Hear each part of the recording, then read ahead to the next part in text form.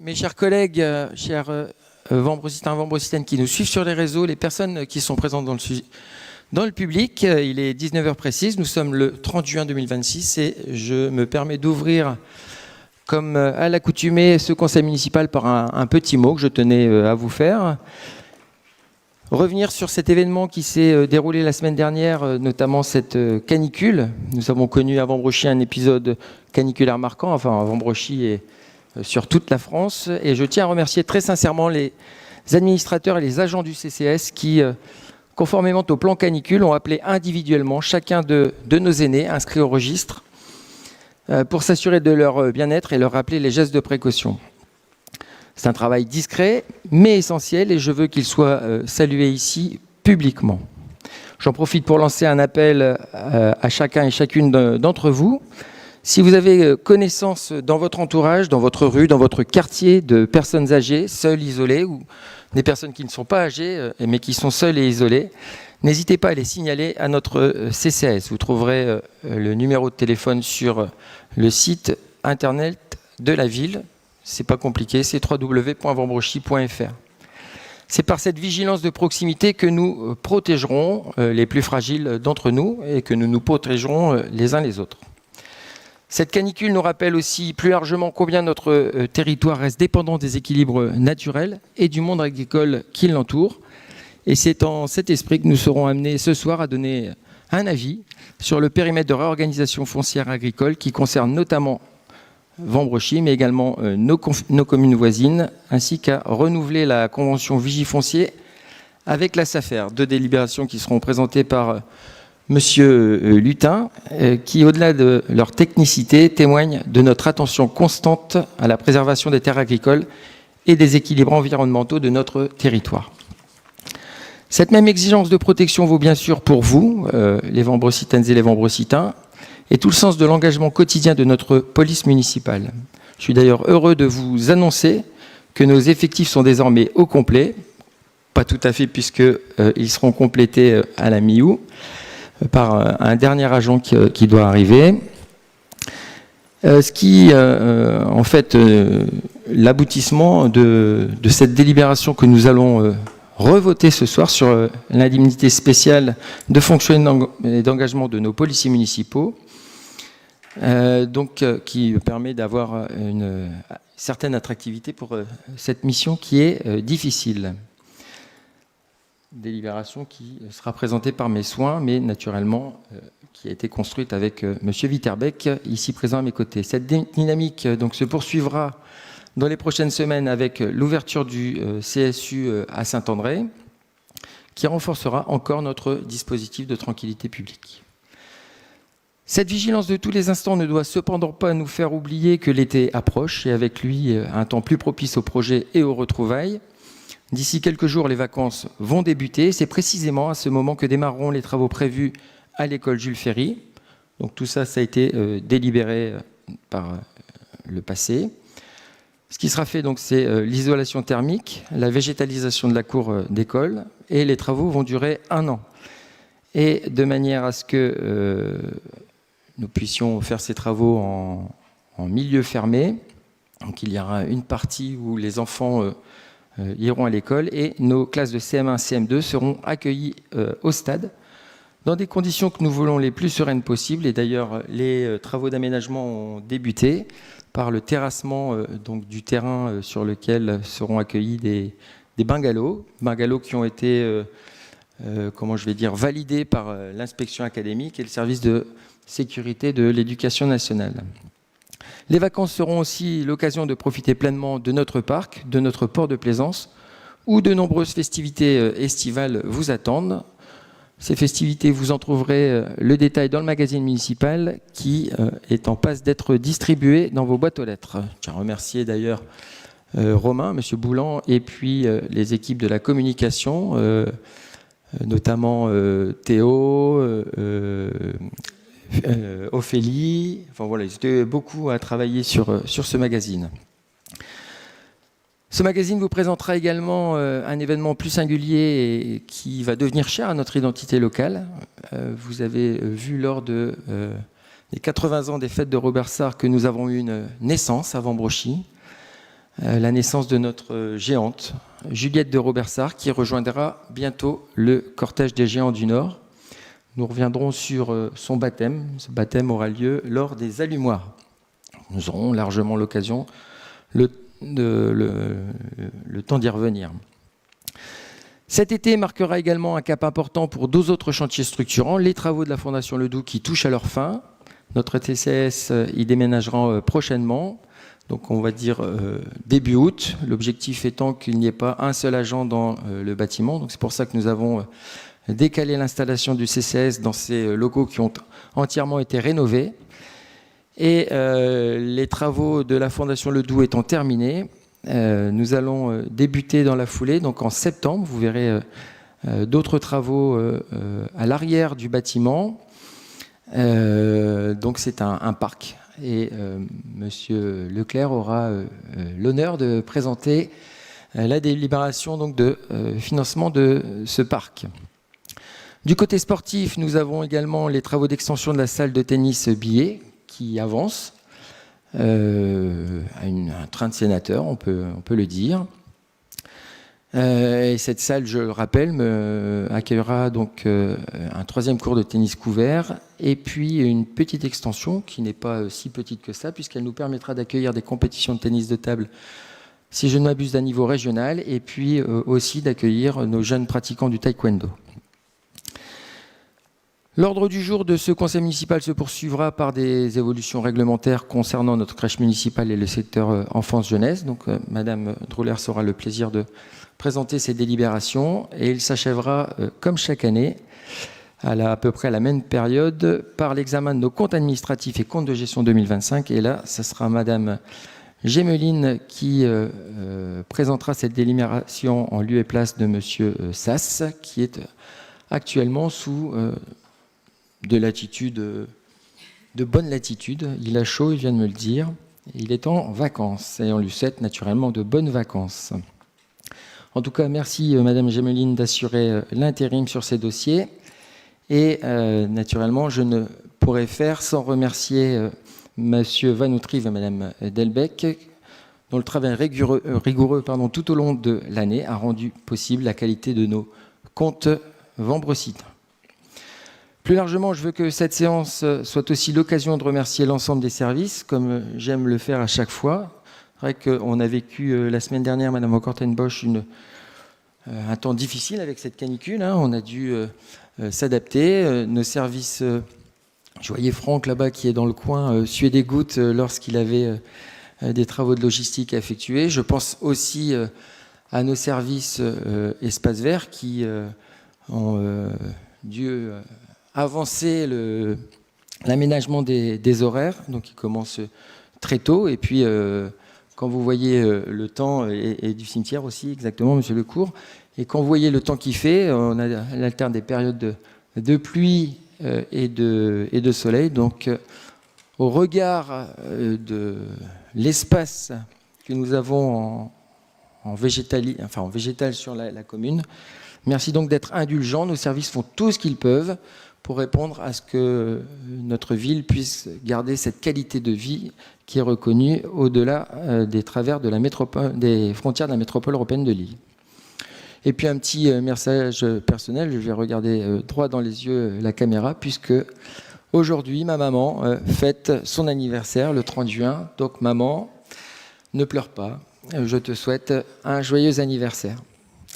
Voilà, je vous propose à présent de débuter ce conseil municipal en cédant la parole à Monsieur Léonard Zic, qui non seulement assurera le rôle de secrétaire de séance, mais qui va également donc assurer l'appel de la présente séance. La parole est à vous, Monsieur Léonard Zic. Bonsoir à tous, merci beaucoup Monsieur le maire. Alors je vais procéder à l'appel. Monsieur Sébastien Brognard. Présent. Madame Christelle Galland. Présente. Monsieur Cédric Lecourt. Présent. Madame Aurélie Droulers. Monsieur Laurent Witterbeck. Madame Evelyne Notbar. Monsieur Michel Sass. Pouvoir. Madame Gwendoline Spotbin. Monsieur Bruno Six. Madame Stéphanie Delot. Pouvoir, pardon, le temps qu'elle arrive. Elle arrive, elle est au travail. Monsieur René Debergue. Madame Audrey Gemeline. Présente. Monsieur Michel Mesmac. Madame Brigitte Drumet.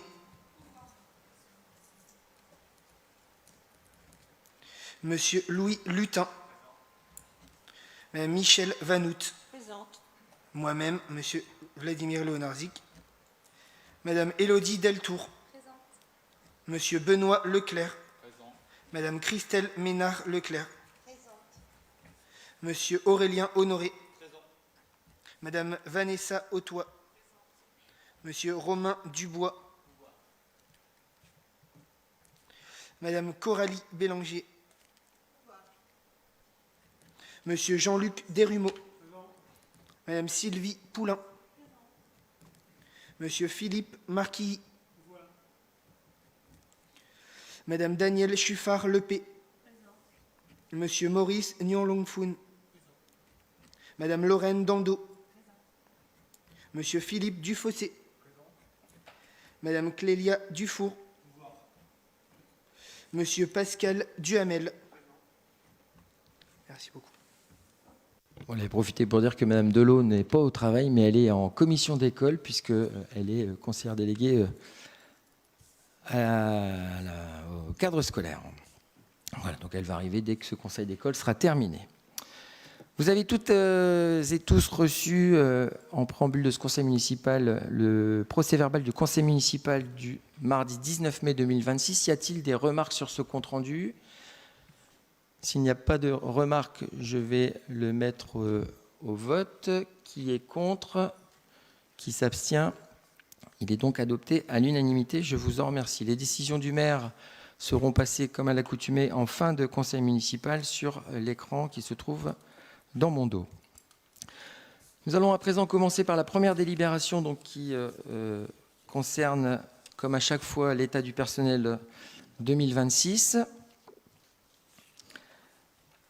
Et avant de passer cette délibération, je tiens à remercier les services de ressources humaines pour le travail qui a été fait la semaine dernière, puisque pour la première fois, nous avons mis en place une semaine de la qualité de vie au travail. Donc c'était un travail qui a été réalisé par les services de M. Vanout-Rive. Je tiens à vous remercier et les remercier au travers de vous. Donc durant cette semaine, il y a eu des ateliers de formation. Il y en a eu 7 en tout, avec des thématiques diverses et variées, comme le harcèlement au travail, la sophrologie. Enfin voilà, il y a eu des ateliers qui ont été réalisés. Également un baromètre social. Donc chacun des agents de la ville avait la possibilité de mettre dans une urne une réponse à un questionnaire qui a été fait sur le bien-être au travail.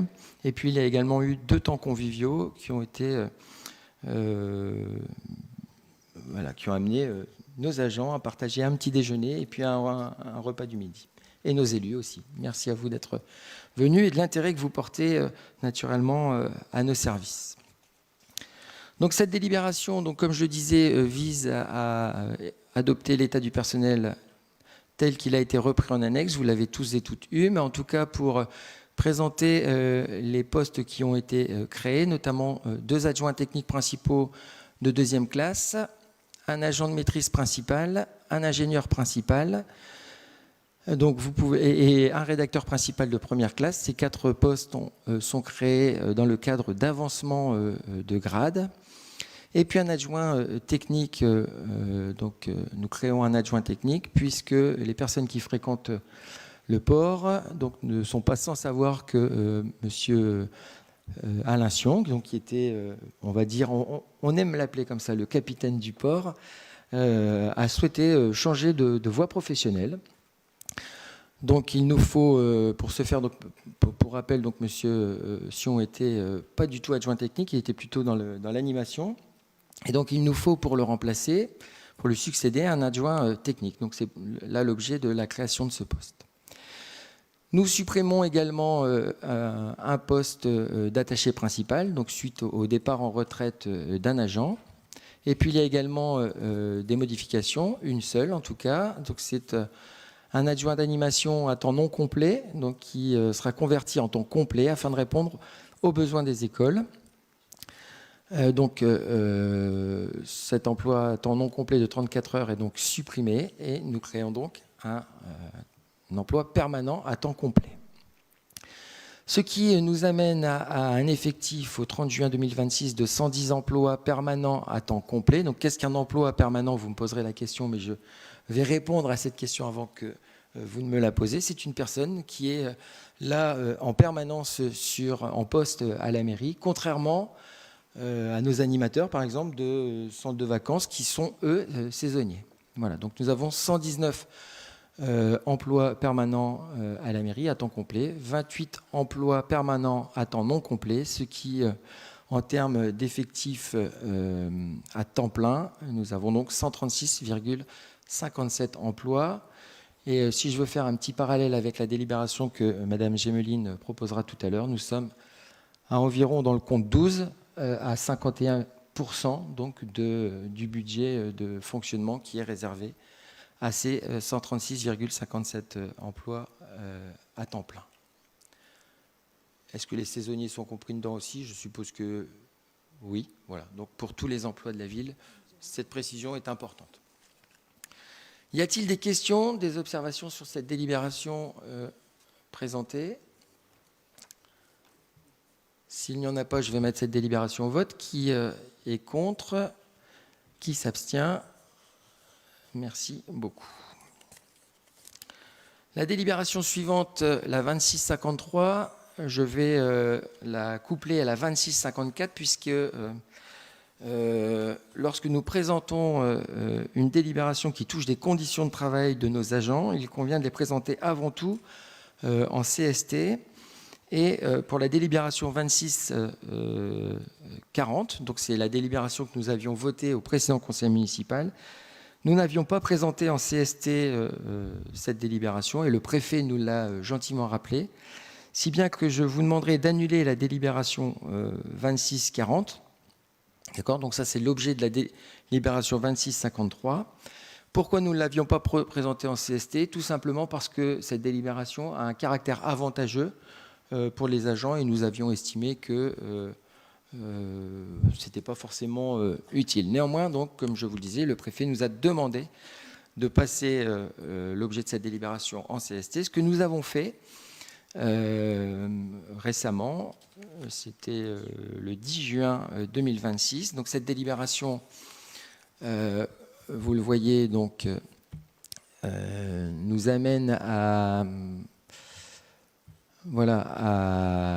passer, en fait, à fixer à 30% du traitement mensuel brut le taux individuel de la part fixe de l'IFSE applicable aux agents de police municipale. Ça veut dire quoi? Ça veut dire que les policiers municipaux ont un traitement mensuel brut, comme tous les agents de la collectivité, et ils peuvent avoir une part, donc ça c'est une part fixe, hein, et de là on peut donc leur attribuer une part variable qui peut monter jusqu'à 30%, donc qui vise à augmenter leur rémunération annuelle, puisqu'on va parler plutôt en année.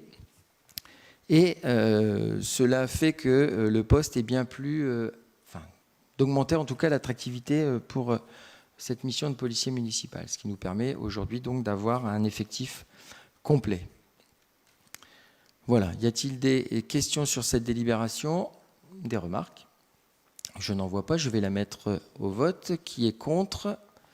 Qui s'abstient? Je vous remercie.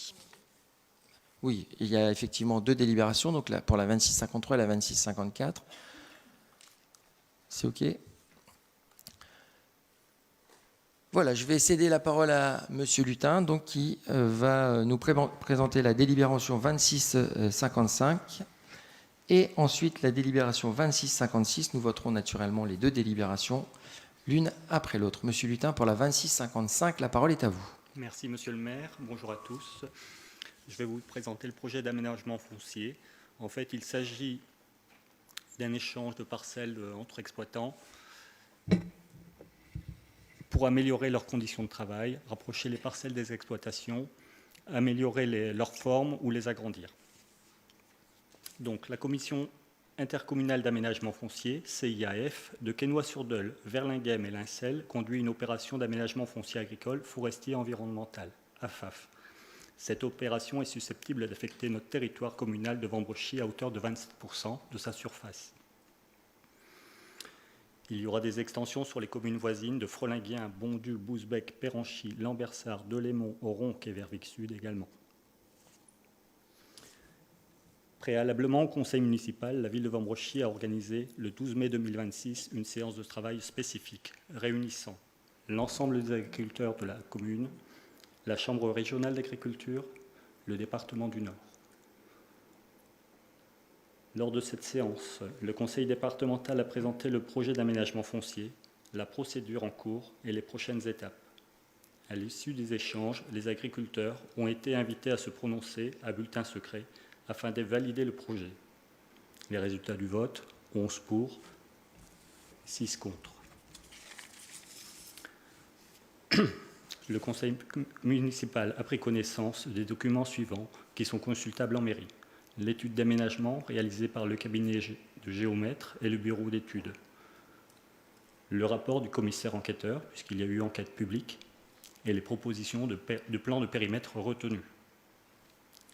Sur la base de l'ensemble de ces éléments, il est proposé au conseil municipal de se prononcer sur les points suivants. Prendre acte des prescriptions de l'étude d'aménagement. Constater qu'aucune observation mettant en cause le principe de l'AFAF n'a été formulée concernant le périmètre proposé. Approuver les prescriptions de protection de l'environnement, du cadre de vie et de la gestion de l'eau proposées par la CIAF. Approuver les propositions définitives de la CIAF quant à la procédure et au périmètre AFAF. Solliciter l'intégration de la commune de Vambrochy à la commission intercommunale d'aménagement foncier en application de l'article L121-4 du Code rural. Donner un avis favorable sur l'engagement de l'opération d'aménagement foncier agricole forestier envisagée par la commission intercommunale d'aménagement foncier. Merci, monsieur Hultin. Un peu de Larsen, c'est pas grave. Est-ce qu'il y a des questions? Donc, monsieur Hultin ne l'a pas dit, je me permets de le dire, nous étions engagés à ce que nous portions la parole des agriculteurs. C'est pour ça que nous avons fait cette réunion et porté à vote des agriculteurs ce que monsieur Hultin vient de décrire. Donc voilà, donc là c'est vraiment la parole des agriculteurs que nous allons porter, ce qui donne sens à cette délibération. Monsieur Dufossé, vous aviez une question, me semble-t-il. Enfin oui, mais en fait je vais la reformuler parce que je vois ce que monsieur Lutin a présenté. Il y a 11 voix pour et 6 contre. Alors, est-ce que pour les agriculteurs de Vambrochy, parce que moi je suis en contact avec certains agriculteurs, parce que je vais dans les fermes, et tout le monde, tous les agriculteurs n'étaient pas satisfaits forcément, parce que... Ça, vous savez, quand on a voté pour nous, tout le monde n'était pas satisfait, ça s'appelle la démocratie, ça, monsieur Dufossé. Non, mais c'est clair. Justement, je voulais dire, est-ce que... on ne peut pas savoir quelle est la position... La position, elle est simple. Ouais. C'est 11 pour, 6 contre. C'est tout. C'est un vote à bulletin secret.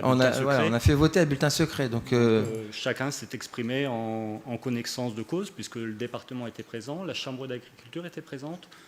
Tout le monde a les informations depuis 4-5 ans, puisque régulièrement il y a des réunions d'information, de préparation avec les communes qui sont dans la commission intercommunale. Ce qui était demandé par le monde agricole de Vambrochy, c'était en fait que l'étude aille jusqu'au bout et qu'on prenne la décision après. On a laissé le choix. Maintenant, le choix, il est de 11 pour et 6 contre. On adhère au processus et ça concerne 27% du territoire communal, ce qui est, somme toute, pas beaucoup.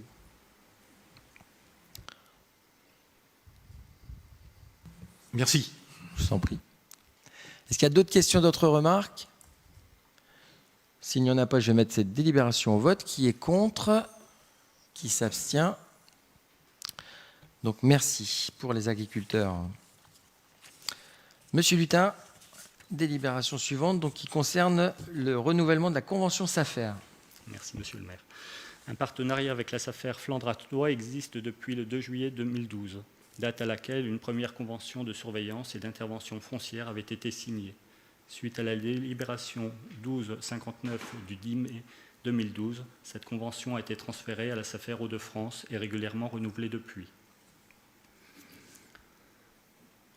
La convention couvre 2 dimensions complémentaires. La veille foncière en temps réel. La SAFER transmet en temps réel à la commune les informations relatives au projet de vente de biens agricoles et naturels situés sur son territoire. Désignation cadastrale, surface, valeur de transaction, qualité du vendeur, situation locative. Ces informations sont accessibles via le portail cartographique sécurisé Vigifoncier par identifiant et mot de passe personnel. Cela permet aussi une intervention foncière lorsqu'un projet de vente risque de perturber le marché foncier local ou de compromettre les objectifs agricoles et environnementaux de la commune. La SAFER peut intervenir par préemption ou par acquisition amiable. Elle peut également constituer des réserves foncières compensatoires et apporter son concours technique à la commune. La SAFER reste toujours entièrement maîtresse de ses décisions d'acquisition et de rétrocession. Elle n'agit que dans les cas justifiés par les objectifs légaux fixés par l'article L. 143-2 du Code rural, installation des agriculteurs, lutte contre la spéculation, protection de l'environnement. La convention avec la SAFER demeure le seul outil permettant à la commune d'être alertée en temps réel des ventes de terres agricoles sur son territoire et d'agir avant qu'une opération spéculative ne soit conclue. Cela a un coût, 900 € hors taxes par an. Il est demandé au conseil municipal d'approuver les termes de la convention de veille et d'intervention foncière Vigifoncier à conclure avec la SAFER Hauts-de-France. Autoriser monsieur le maire ou son représentant à signer la dite convention, ainsi que tout document nécessaire à son exécution. Imputer les dépenses correspondantes au budget communal. Y a-t-il des questions ? S'il n'y a pas de questions, je vais mettre cette délibération au vote. Qui est contre ? Qui s'abstient ?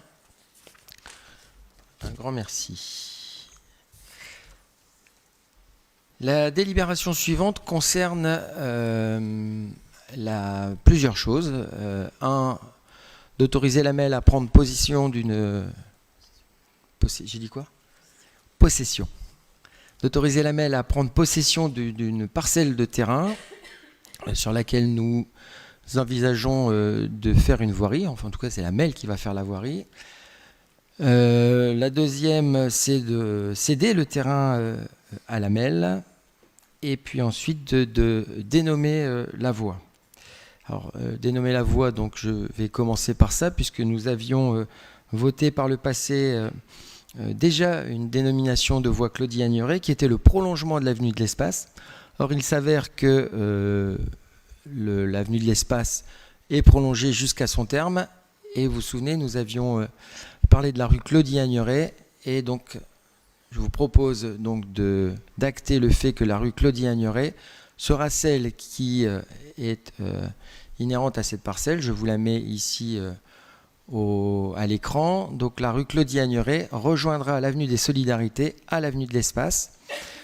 Alors, j'ai le pointeur, vous allez voir ici. Donc là, au départ, nous avions envisagé vous voyez le pointeur ? Il est là. Hein. Hop.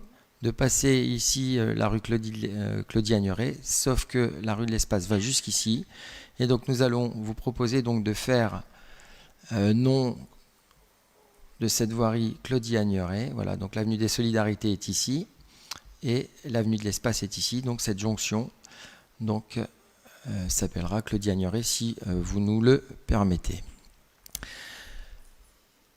Donc, je reviens à cette délibération. Donc, les personnes qui s'y promènent donc, peuvent voir qu'il y a eu des logements qui ont été construits, 130.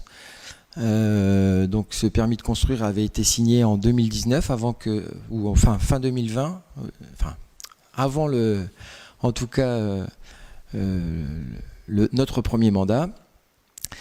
Nous avions toutefois pu négocier avec le le promoteur et le bailleur donc une diminution du nombre de logements.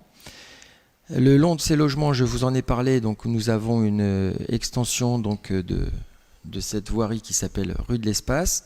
En face de ces logements, nous avons l'extension d'Ecospace, pardon. Donc je vais faire un peu de publicité, mais pardon, c'est ce qui se trouve derrière chez Swick. Voilà, et puis comme il faut faire de la publicité, je vais également parler du fourgon, je vais parler de la ligne, je vais parler de la squadra. Je vais en oublier, mais bon, enfin voilà, la Native, le Buzz Café, etc. Voilà. Donc derrière toute cette zone, on aura le prolongement de Ecospace. Nous l'appellerons Ecospace 2. Et donc, pour compléter la desserte de ces infrastructures et immobilières, habitation et immobilière activité, il nous faut absolument créer cette voirie. Cette voirie, jusqu'à aujourd'hui, était la voie de chantier, donc qui permettait aux camions d'accéder pour faire la construction. Nous avons aujourd'hui aussi, et c'est pas écrit sur la slide, mais en tout cas nous avons délibéré pas plus tard que vendredi dernier au Conseil métropolitain sur le passage en domaine public de la rue de l'Espace, qui nous finalement nous exonère de toute servitude de passage sur la rue de l'Espace. Et donc, l'objectif, c'est de créer cette voie nouvelle qui donc, va relier les voiries, créer un vrai maillon structurant du réseau routier et qui va nous permettre, là j'en passe un appel à la métropole européenne de Lille, depuis le temps que je le demande, je souhaite la prolongation donc, de la ligne de bus qui s'arrête aujourd'hui à l'arrêt Norbert-Ségard à Bondu. Je souhaite son prolongement jusque le terminus de la ligne 14, de manière à ce que nous puissions desservir la rive droite en transport supplémentaire, mais surtout de pouvoir offrir aux Vambrocitains un transport vers Tourcoing, puisqu'aujourd'hui, pour aller à Tourcoing, il nous faut 1h40, donc partir de Vambrochy, aller jusqu'à Lille, et puis ensuite aller à Lille vers Tourcoing. Donc moi, ce que je souhaite, et je me suis engagé à ce que chacun des Vambrocitains puisse avoir à moins de 500 mètres de chez lui un transport en commun. Or, il s'avère que dans ce quartier, aujourd'hui, on est à plus de 500 mètres. Donc on nous demande de libérer l'espace public des voitures.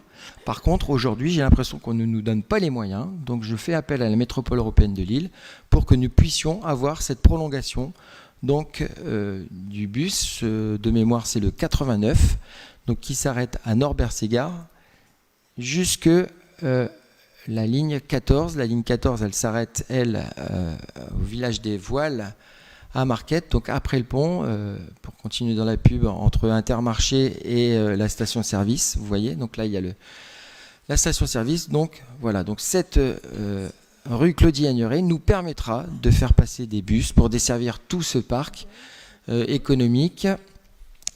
Exactement, Madame Droller, ça passe devant Lidl, voilà, et tout en sachant qu'on a déjà un transport qui passe devant Match, donc c'est pour ça que voilà, ça passera pas, hein, d'accord. Voilà, moi, je pense qu'on a été exhaustif sur nos commerces vambrocitains. Voilà. Est-ce qu'il y a des questions, des remarques? Je n'en vois pas. Je vais donc mettre cette délibération. Oh, pardon, Monsieur Leclerc. Concernant les travaux, est-ce que le boulevard des Solidarités sera impacté? On voit qu'il y a une construction d'un îlot central. Je vois, Monsieur Leclerc, que vous avez participé à la commission. Je vous en remercie et merci de me poser cette question parce qu'on a abordé ce point en commission et ça peut effectivement ça peut concerner beaucoup de Vambrocitains. Donc, si vous regardez dans mon dos à l'écran, donc vous avez effectivement cette voirie donc, qui se termine ici par un îlot central. L'objectif, alors attendez, je remets le pointeur laser, il est là. Donc cet îlot central, c'est celui-là que vous parlez, Monsieur Leclerc? Au niveau de la voirie. Là. En jaune. En jaune. Ah, on ne parle pas du même. Je vais parler de celui-là d'abord, si vous voulez bien. Du triangle. Vous m'avez tendu la perche. Du triangle vert. Je vais laisser. C'est ça, c'est celui-là, le triangle vert. Il y en a un deuxième. Il y a un deuxième, apparemment, il y a un l'îlot jaune. Alors, un îlot jaune. Où Ou blanc, là blanc, jaune pâle ou blanc. Là Très long, oui. C'est un passage piéton. Non. Alors, sur la droite. Ici, là Oui. Alors, voilà. Donc, mais ça me permet de parler de cet îlot ici en vert. Donc, vous voyez, aujourd'hui, on aura un tourne à droite pour notre future ligne qui va venir, notre ligne de bus, puisque on en a fait appel, j'espère avoir une réponse positive. Donc, cette ligne de bus va arriver ici, va desservir tout ce quartier du Grand Air, l'écospace, etc. Et l'objectif, c'est qu'elle ne repasse pas ici, puisque si on a un tourne à droite pour repartir là, on va quand même avoir une dangerosité du carrefour qui risque d'être accentuée. Donc l'objectif, c'est d'avoir un tourne à droite ici, que ce soit pour les voitures, les vélos, les bus, tout ce que vous voulez. Quoique les vélos, l'objectif, c'est aussi d'y mettre puisqu'on a une piste cyclable ici, donc c'est d'y mettre une jonction entre les deux, une jonction sécurisée.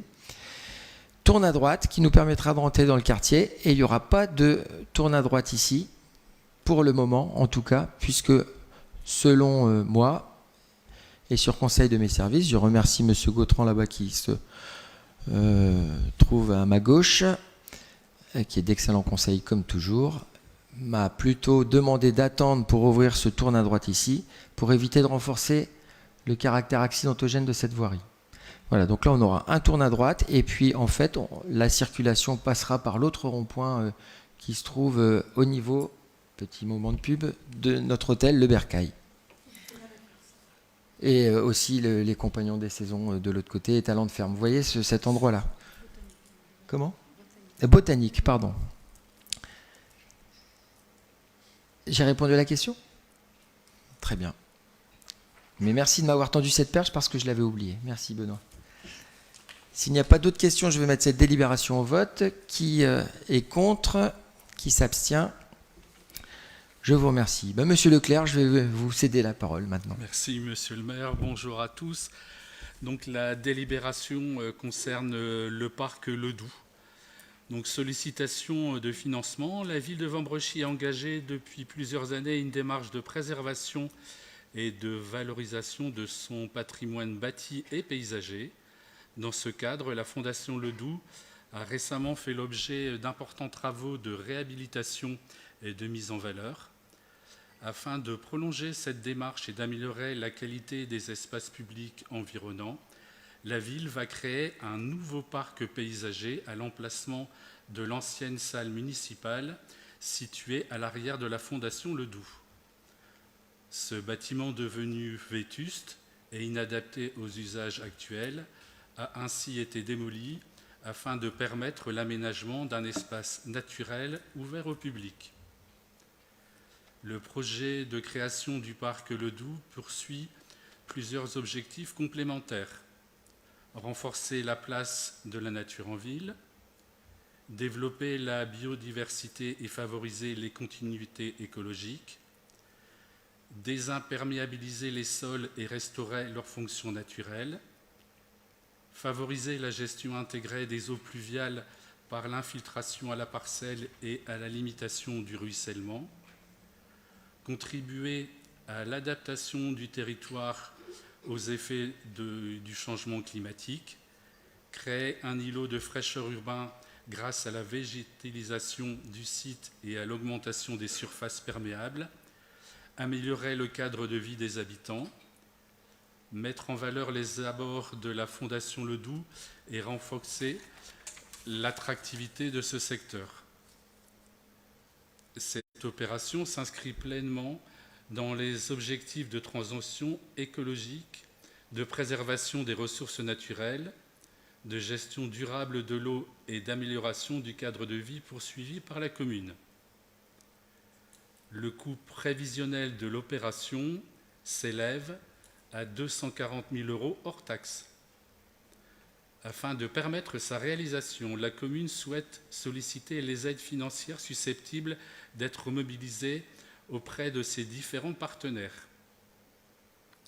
Il est proposé au conseil municipal d'approuver le plan de financement prévisionnel de l'opération tel qu'annexé à la présente délibération, d'autoriser Monsieur le maire à solliciter toute aide financière ou subvention auprès du département du Nord, de l'Agence de l'eau Artois-Picardie, de la métropole européenne de Lille, de la région Hauts-de-France, de l'État, de l'Union européenne, ainsi que tout autre organisme susceptible de participer au financement du projet, de s'engager à respecter les conditions d'éligibilité, obligations et prescriptions fixées par les organismes financeurs dans le cadre de l'instruction et du versement des aides sollicitées, d'autoriser Monsieur le maire ou son représentant à signer tout document, convention ou acte nécessaire à la mise en œuvre de la présente délibération et à l'obtention des financements.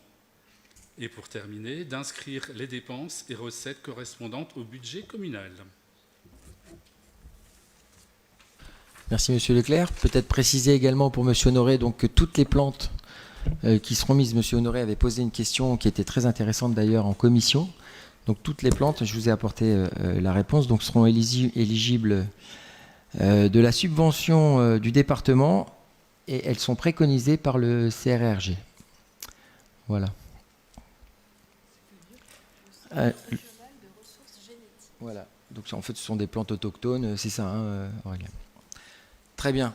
Est-ce qu'il y a des questions à poser à Monsieur Leclerc? J'ai souhaité apporter 2 pièces. Il y a un plan qui... Ah oui, pardon, allez-y. Voilà, donc il y a un plan et une vue, c'est superbe.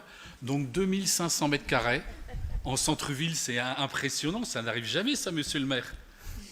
On ne bétonne plus maintenant, c'est fini. On chasse l'automobile.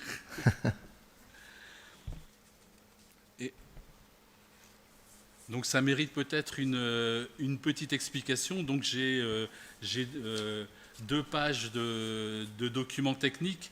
Juste brièvement, au niveau des espaces et cheminements, donc on aura cheminement piéton en béton drainant, une servitude de passage en pavé, béton, joint, gazon. Logiquement, je ne sais pas si ça sera d'actualité, le passage piéton existant sera déplacé. Et ensuite, il y aura une réalisation d'une terrasse de 50 mètres carrés devant la Fondation Ledoux. Chose importante aussi, gestion intégrée des eaux pluviales, donc un bassin d'infiltration des eaux pluviales de 75 mètres carrés d'une profondeur de 30 cm, une noue paysagère d'une profondeur de 40 cm, une cuve de récupération des eaux pluviales de 5000 litres avec trop-plein vers le bassin d'infiltration. Et ensuite, on aura une structure drainante avec une couche de drainant 20-40. Au niveau de l'équipement et du mobilier, on aura un banc circulaire de 4 mètres de diamètre autour d'un arbre existant. Table de pique-nique, dont une PMR, banc, corbeille et potelet bois.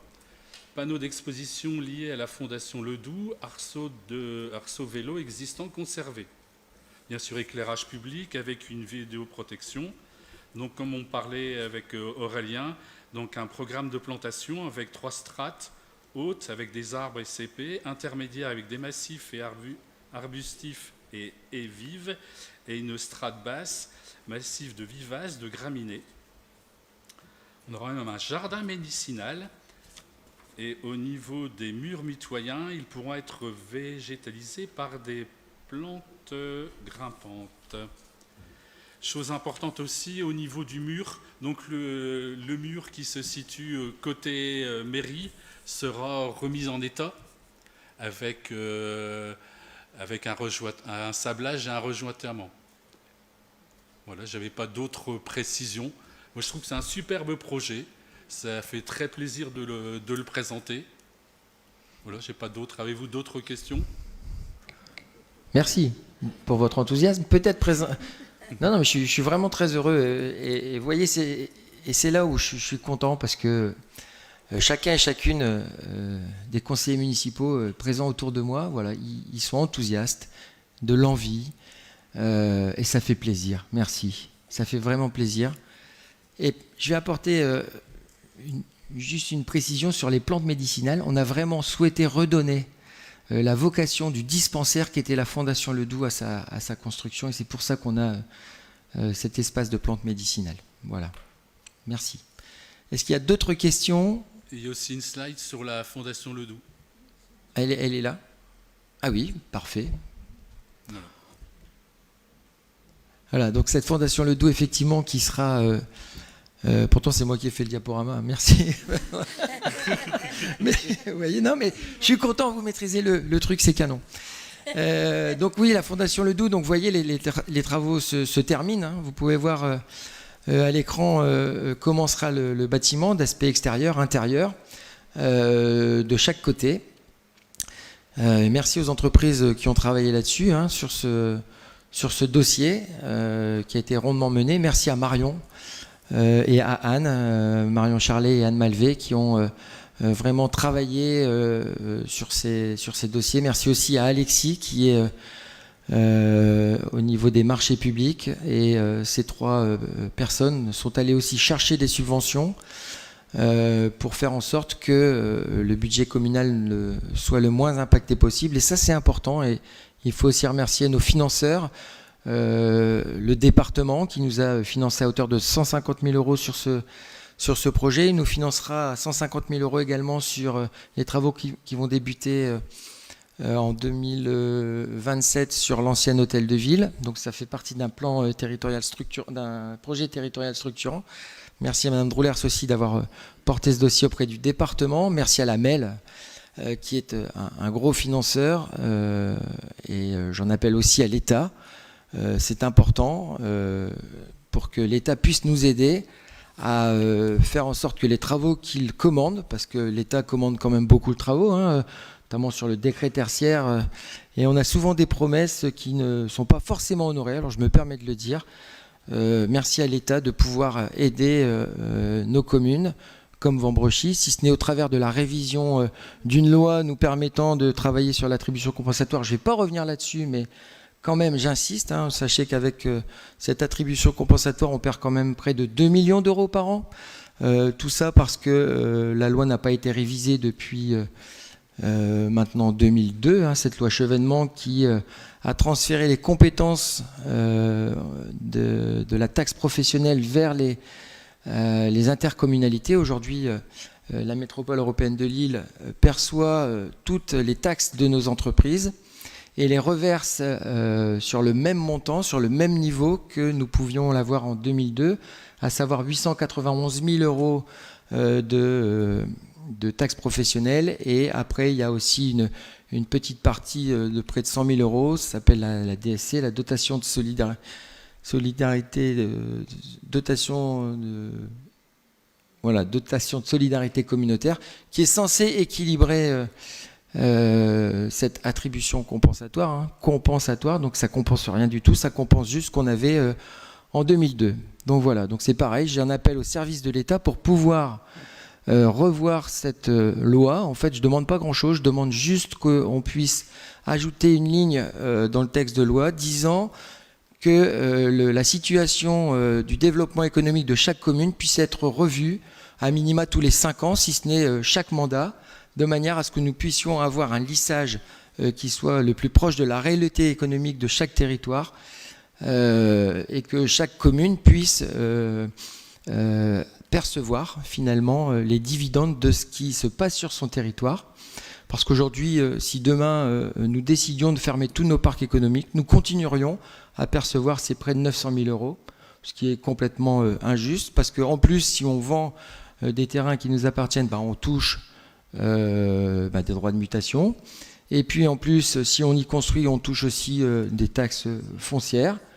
Donc vous voyez, quand on ferme des entreprises, finalement, on a plutôt intérêt à fermer des entreprises et à construire de l'habitat, plutôt que de faire du développement économique. Et notre volonté est pourtant de rendre dynamique notre commune en créant du développement économique, parce que aujourd'hui, et c'est pour ça aussi que j'insiste sur le transport, aujourd'hui, on a un secteur économique qui est très très dynamique à Vambrechy, et l'objectif c'est aussi que les personnes qui travaillent dans nos entreprises puissent venir en transport en commun de Roubaix, de Tourcoing et de la vallée de la Lys. Et pour ça, il nous faut un réseau intermodal qui soit efficient. Donc ça, voilà, donc ça c'est à la métropole européenne de Lille de pouvoir travailler sur ce dossier, mais également des poches de stationnement. Et aujourd'hui, ça c'est important que nous puissions avoir des poches de stationnement qui puissent être en lien avec nos transports en commun. Voilà, ceci dit, je vais mettre cette délibération au vote. Qui est contre? Oui, avant de la mettre au vote, je tiens à expliquer en fait pourquoi la compétence qui est métropolitaine ne peut pas évoluer aujourd'hui. Parce que pour faire changer la répartition de l'attribution compensatoire, il faut que les 95 communes qui composent la métropole européenne de Lille votent positivement sur une délibération disant, voilà, nous mettons à jour l'attribution compensatoire pour chacune des villes. Donc vous imaginez bien que les villes qui ont perdu des bassins économiques vont voter contre, et il suffit d'un vote contre pour que ça ne fonctionne pas. Voilà, donc c'est important que l'État puisse prendre ses responsabilités et changer la loi en disant, voilà, revoyure de la situation économique de chaque ville tous les 5 ans. On ne demande pas tous les ans, mais tous les 5 ou 6 ans. Voilà, je pense que ça doit être la 12e fois que je le dis en conseil municipal, mais je préfère le répéter. Voilà, je vais donc mettre maintenant cette délibération au vote, la 2658, donc celle de M. Leclerc, qui est contre, qui s'abstient. Je vous remercie. Je vais céder la parole maintenant à Mme Poulain, qui est en face de moi, pour présenter sa délibération sur la centrale d'achat métropolitaine. Mme Poulain, la parole est à vous. Merci, Monsieur le maire. Bonsoir à tous. Alors, la délibération 2659 concerne l'adhésion de notre commune à la centrale d'achat métropolitaine de la métropole européenne de Lille. Pour rappel, cette centrale d'achat a été créée afin de permettre aux communes de mutualiser leurs achats publics et ainsi bénéficier de conditions plus avantageuses pour les marchés de travaux, de fournitures et de services. En regroupant les besoins de plusieurs collectivités, elle permet non seulement de renforcer le pouvoir de négociation auprès des entreprises, mais également de simplifier les procédures d'achat public. Ce dispositif permet donc à notre commune de s'appuyer sur l'expertise de la MEL, tout en réduisant la charge administrative et en sécurisant davantage nos procédures. L'objectif est double: réaliser des économies d'échelle grâce au regroupement des besoins et simplifier et sécuriser les procédures de marché public. Je souhaite toutefois insister sur 3 points essentiels. Premièrement, l'adhésion à cette centrale ne retire aucune autonomie à la commune. Deuxièmement, nous restons entièrement libres de choisir les marchés auxquels nous souhaitons participer. Troisièmement, nous conservons la possibilité de lancer nos propres marchés publics lorsque cela nous paraît plus pertinent ou mieux adapté à nos besoins. Il s'agit donc d'un outil complémentaire et non d'une contrainte. Concernant l'aspect financier, le coût de l'adhésion est fixé à 600 € hors taxes par an pour notre commune. Il est également important de préciser que cette cotisation n'est due que si nous décidons effectivement de recourir à un marché proposé par la centrale d'achat métropolitaine. Cette adhésion s'inscrit dans une logique de bonne gestion des deniers publics avec un objectif clair: acheter mieux, acheter plus efficacement et sécuriser davantage nos procédures. Pour autant, il conviendra de rester attentif et d'examiner au cas par cas l'intérêt des marchés proposés afin de vérifier qu'ils répondent réellement aux besoins de notre commune et qu'ils présentent un véritable avantage économique. Pour résumer, cette délibération nous permet de disposer d'un levier supplémentaire pour optimiser nos achats publics tout en conservant notre liberté de décision et notre capacité à agir dans l'intérêt des habitants. L'objet de la délibération de ce soir est donc d'approuver les conditions générales de recours, d'autoriser Monsieur le maire à signer la convention d'adhésion et de lui déléguer les démarches nécessaires à sa mise en œuvre. Merci. Merci Mme Poulain. Y a-t-il des questions, des remarques? Je pense que vous avez été clair. S'il n'y en a pas, je vais mettre cette délibération au vote. Qui est contre? Qui s'abstient? Je vous remercie. Madame Droulers, 2 délibérations sous votre timbre qui vont nous permettre de parler de règlement, de la crèche et du service enfance-jeunesse. La parole est à vous. Tout à fait. Merci, monsieur le maire. Bonsoir à tous. Les 2 délibérations que je vais vous présenter ce soir s'inscrivent dans la feuille de route que monsieur le maire m'a confiée et dans la continuité des orientations portées par le projet politique Petite Enfance, Enfance, Jeunesse, Parentalité de la ville. Elles viennent traduire concrètement notre ambition.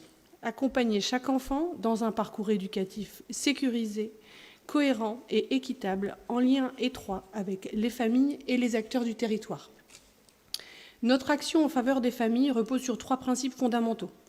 La reconnaissance et la valorisation, c'est-à-dire accueillir chaque enfant dans sa singularité, adapter nos pratiques à ses besoins et reconnaître les parcours de chacun.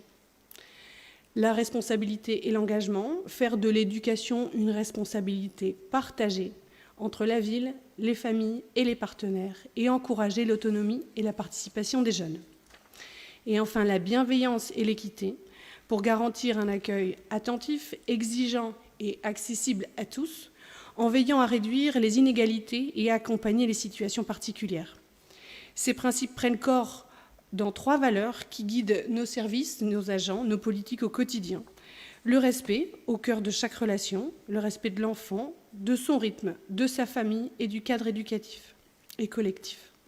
L'écoute, sincère et attentive, écouter les besoins des enfants, associer les parents, accompagner les professionnels dans leurs pratiques. Et enfin, la confiance, indispensable pour grandir, confiance dans la capacité des enfants, dans les compétences des parents aussi, et dans l'engagement des équipes. C'est à partir de ce socle que nous faisons évoluer aujourd'hui nos règlements.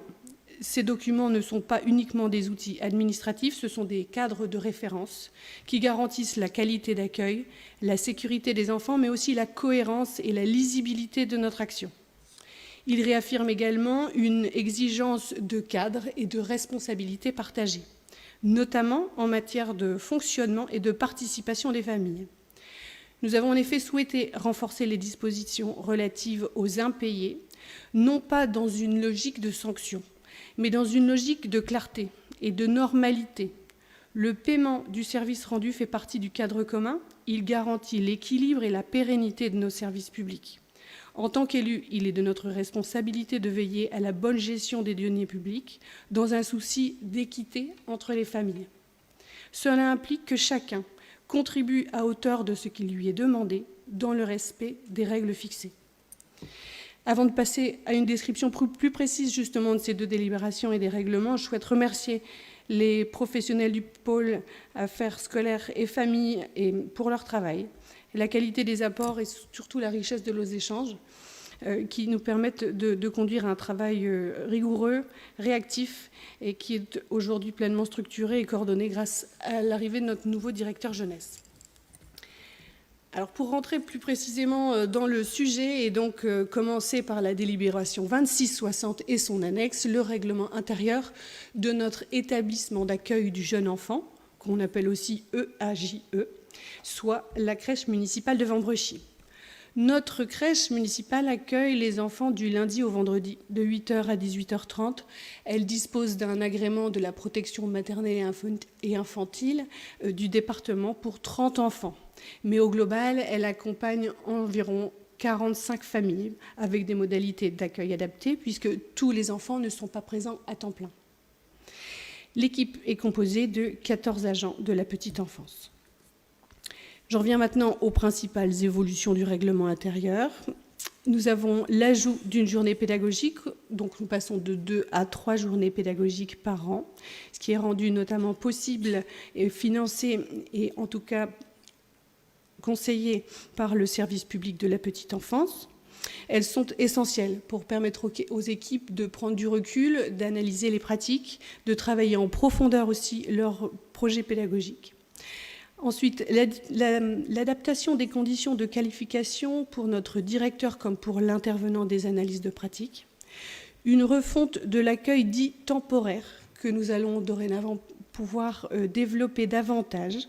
L'accueil temporaire, il permet en fait des temps de répit pour certains parents et aussi des temps d'éveil d'éveil nécessaires pour le développement de certains enfants.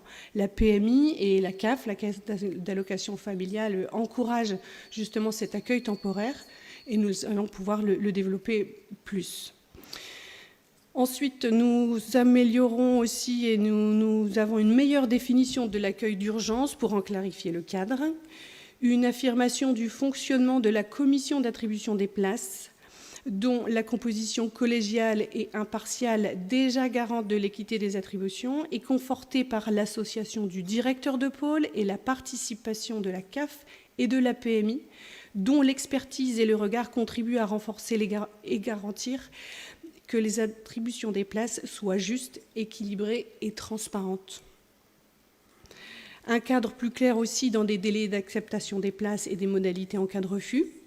Un respect des règles de fonctionnement, respect des horaires, du rythme de l'enfant et du fonctionnement de la structure.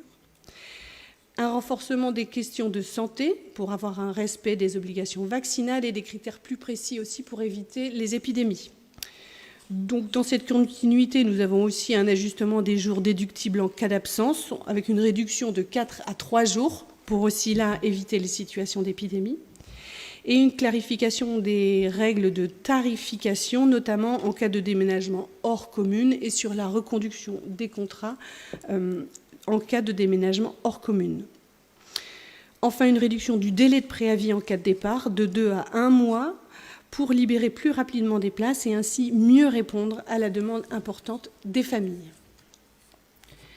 Ainsi, considérant que le règlement de fonctionnement constitue un document obligatoire fixant les modalités d'accueil, d'organisation et de fonctionnement de la structure, ainsi que les droits et obligations des familles et du gestionnaire, considérant aussi que les évolutions apportées visent à améliorer la qualité du service rendu aux familles, la sécurité des enfants accueillis et la lisibilité du fonctionnement de la structure, que ce règlement aussi participe à la mise en œuvre de la politique municipale en faveur de la petite enfance et contribue à garantir une continuité éducative de qualité dès le plus jeune âge, il est demandé au conseil municipal d'adopter le règlement de fonctionnement de la crèche municipale dans cette version modifiée et annexée à la délibération, de préciser que ce règlement entrera en vigueur à compter du 1er septembre 2026, d'autoriser Monsieur le maire à signer tout document afférent à sa mise en œuvre et de préciser que le règlement sera porté à la connaissance des familles et des professionnels concernés.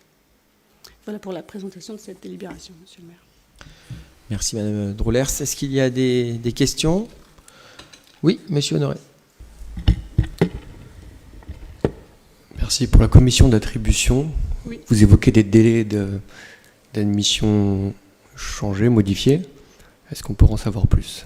Alors, il y a deux choses différentes. En fait, on a reprécisé la composition de la commission d'attribution des places avec la CAF et la PMI qui sont dorénavant invités. Et les délais dont je parlais, c'est les délais en cas de refus suite à la commission. Parce qu'en fait, après la commission, quand on a validé justement toutes les entrées, on prend contact avec les familles. Et il se trouve que parfois, on avait des parents qui pouvaient mettre 10 jours pour répondre et finalement non. Et donc du coup, le temps de valider tout le monde, on a une commission en février et la structure est complète. Et donc les dernières familles étaient appelées tardivement. Donc pour éviter qu'on ait trop de délais, on a fixé le délai à 3 jours pour accepter ou refuser la place. Sachant qu'en amont de la commission, donc souvent au mois de janvier, on aura préalablement questionné les familles pour savoir si elles ont toujours un besoin d'accueil et les modalités, en tout cas la quantité, je dirais, c'est pas le bon mot, mais l'amplitude horaire du contrat. Donc quand vient la commission, normalement les parents se sont déjà posé la question au moins un mois avant, et donc c'est pour ça que ce délai de 10 jours n'était pas nécessaire. On sait si oui ou non on veut une place ou pas, on y répond, et ça permet d'enchaîner. Si jamais c'était un non, parce qu'il peut y avoir des modifications, on le sait au bout de 3 jours et on peut appeler la famille suivante. Voilà. D'accord, donc la date de la commission d'attribution ne sera pas avancée. Elle est avancée depuis cette année, on est sur le mois de février. On était précédemment en mai. Ok, merci. Parfait.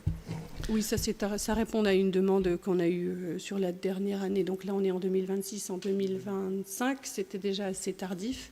Et j'avais demandé au service à la fin de la commission d'avancer ce délai parce que c'est vrai que pour l'organisation des familles, les répercussions que l'attribution des places en crèche municipale ont sur les inscriptions en crèche privées et aussi les inscriptions auprès des assistantes maternelles sont assez fortes, donc il faut que nous, on se place plus en amont. Donc cette année, on y est arrivé tout à fait, et c'est vrai que ça a été bien apprécié par les familles. Voilà.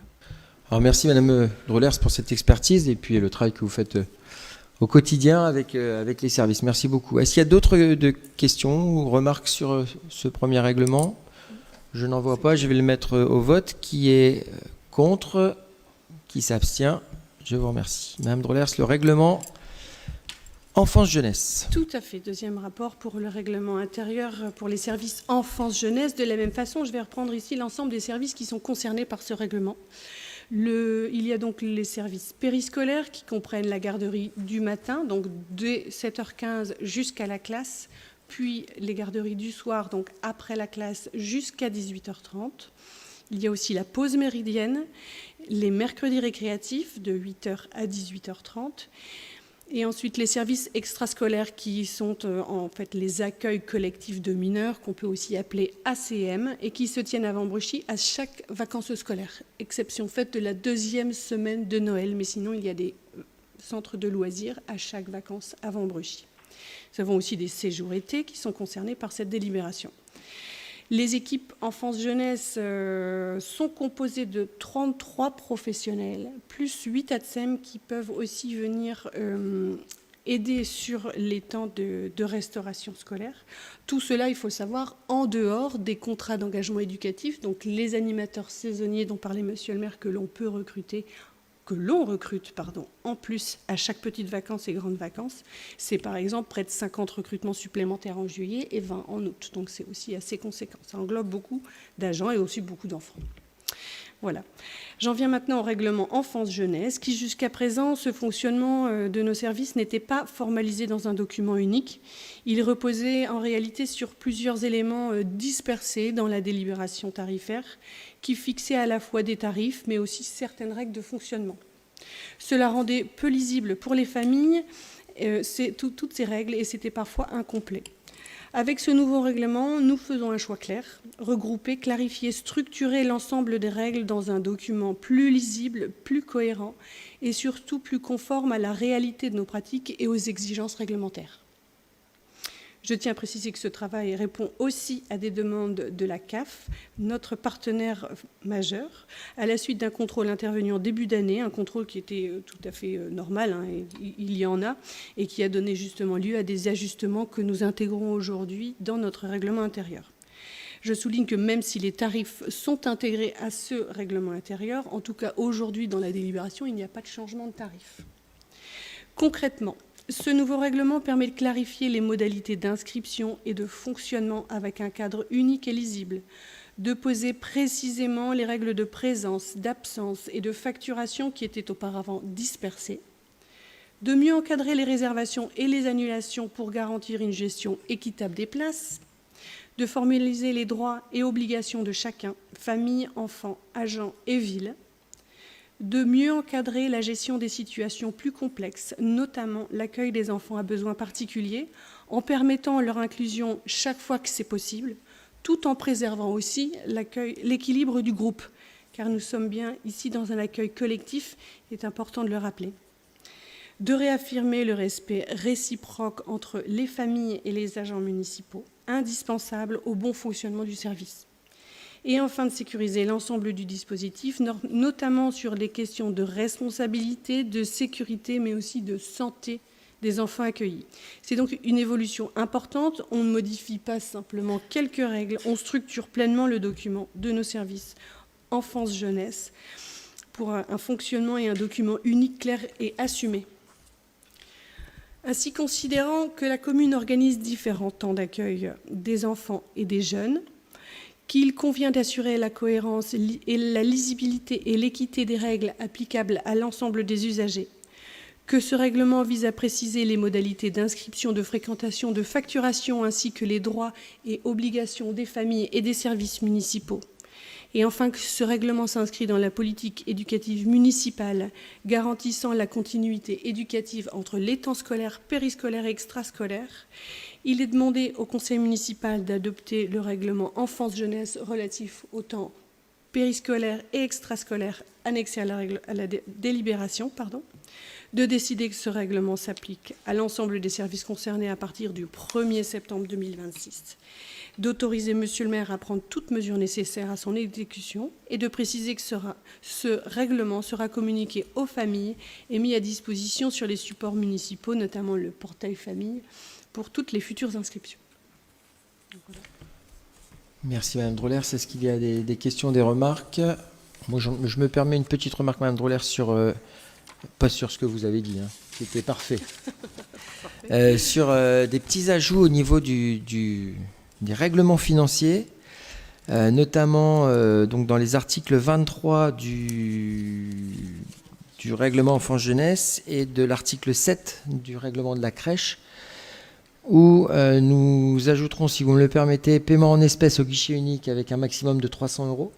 Donc maximum de 300 euros. Paiement par chèque, pardon. Paiement par chèque au maximum. C'est ça, Laurence ? Paiement espèce 300 euros. Paiement par chèque non plus à l'ordre du Trésor public, mais à l'ordre de la régie recette du guichet unique.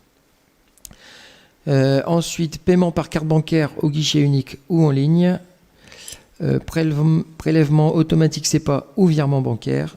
Et CESU, donc chèque emploi service universel, et e-CESU. Voilà, donc ces 4 points seront ajoutés au règlement. Oui, les services se mettront en relation.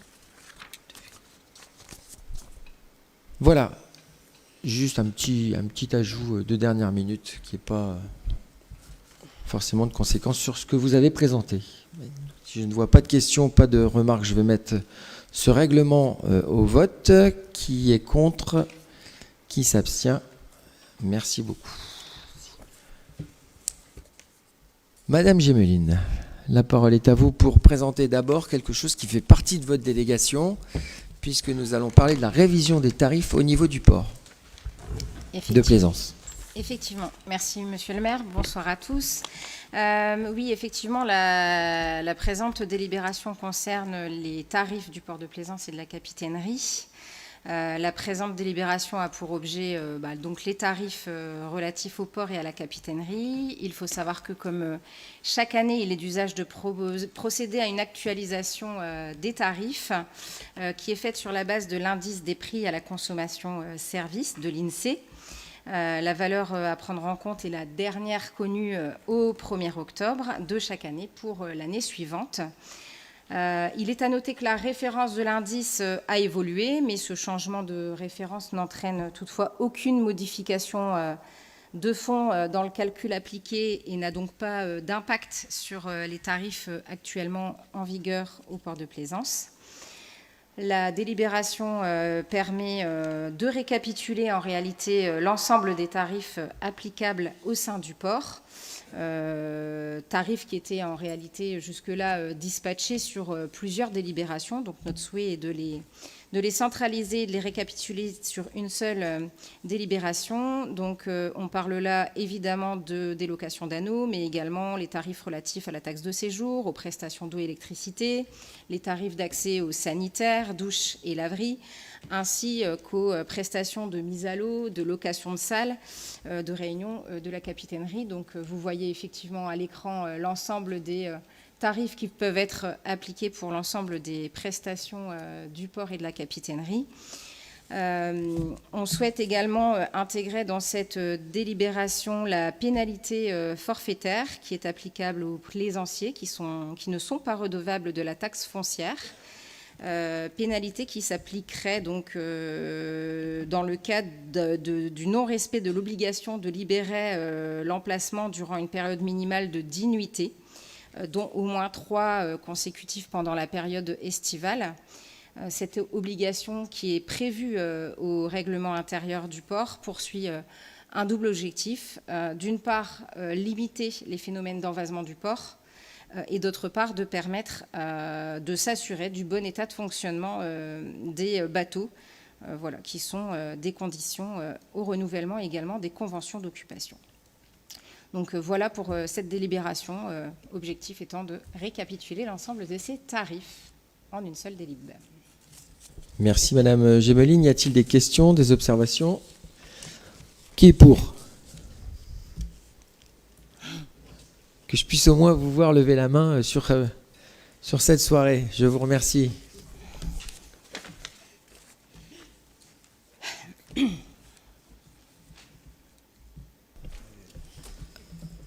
Allez, on arrive dans le dur de ce conseil municipal, Madame Gemeline. Merci encore de prendre la place de Monsieur Sass, voilà, qui reprendra naturellement sa place quand il reviendra en tant qu'adjoint aux finances. J'y compte bien. Allez-y. Je veux bien me prêter à l'exercice, mais quand même, il excelle de ce côté-là. Donc effectivement, je prends la parole en lieu et place de Monsieur Sass ce soir pour vous présenter plusieurs délibérations relatives à nos exercices budgétaires.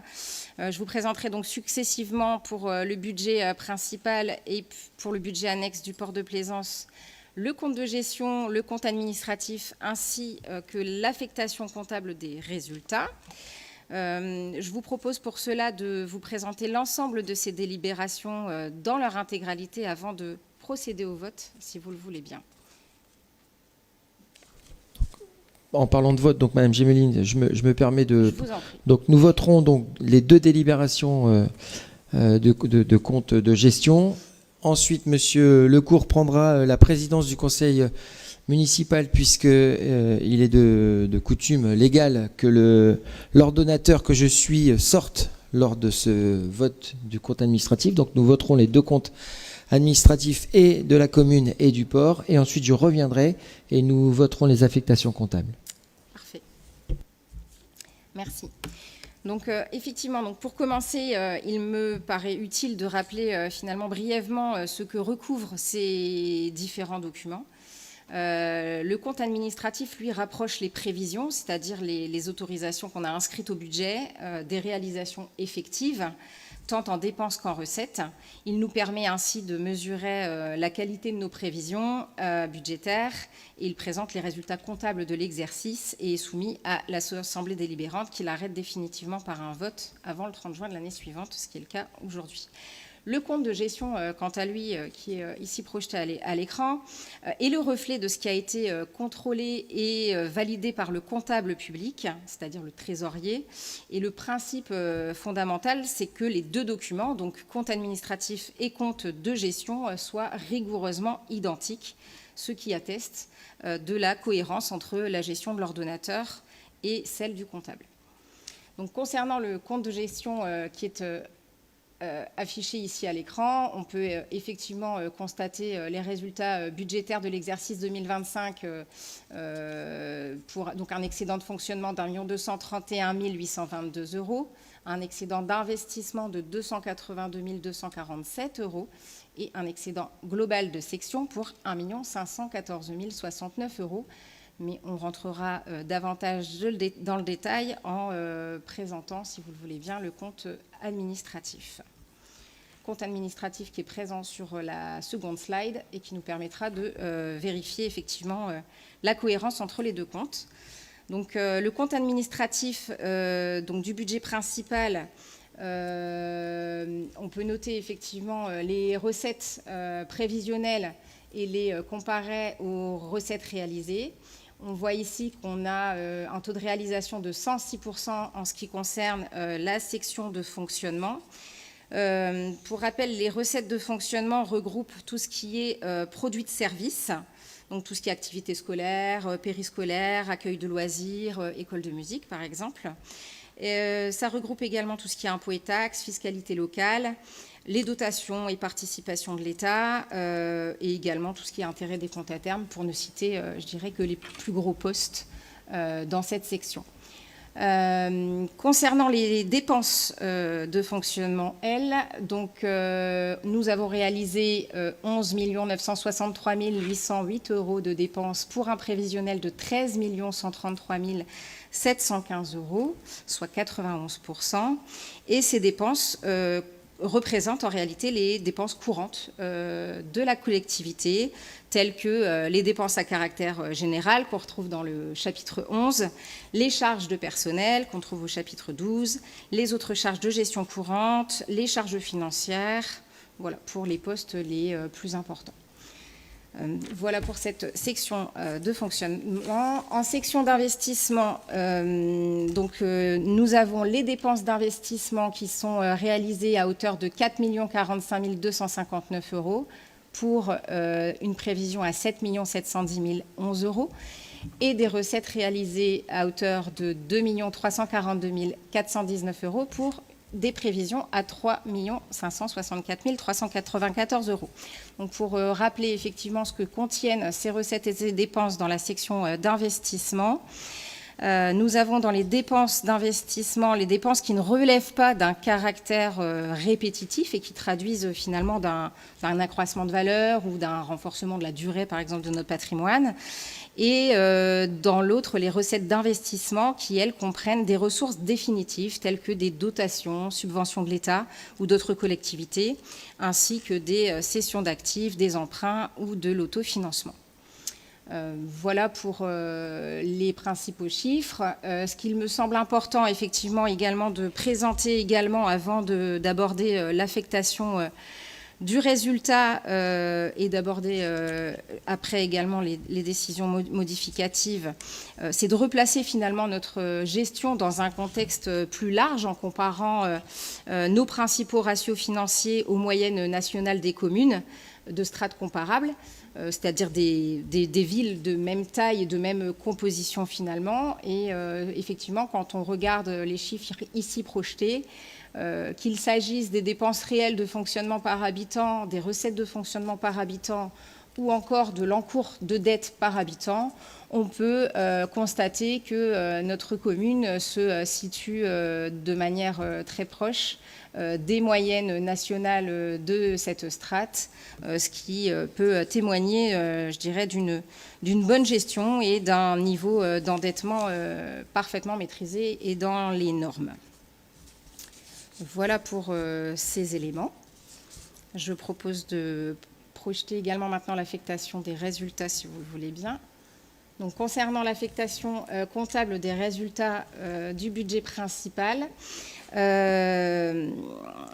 par délibération du mois de février 2026, nous avions procédé à une reprise anticipée des résultats sur la base des chiffres prévisionnels dont nous disposions à ce moment-là, c'est-à-dire un excédent de fonctionnement estimé à 3 439 415 € et un excédent d'investissement estimé à 938 956 €. Le compte administratif qui vient d'être approuvé laisse apparaître les résultats définitifs suivants. Pardon ? Qui sera approuvé, pardon. Un résultat, donc un excédent d'1 231 822 € pour la partie fonctionnement et un résultat de 282 247 € pour la section d'investissement qui, je le rappelle, est conforme au compte de gestion précédemment présenté.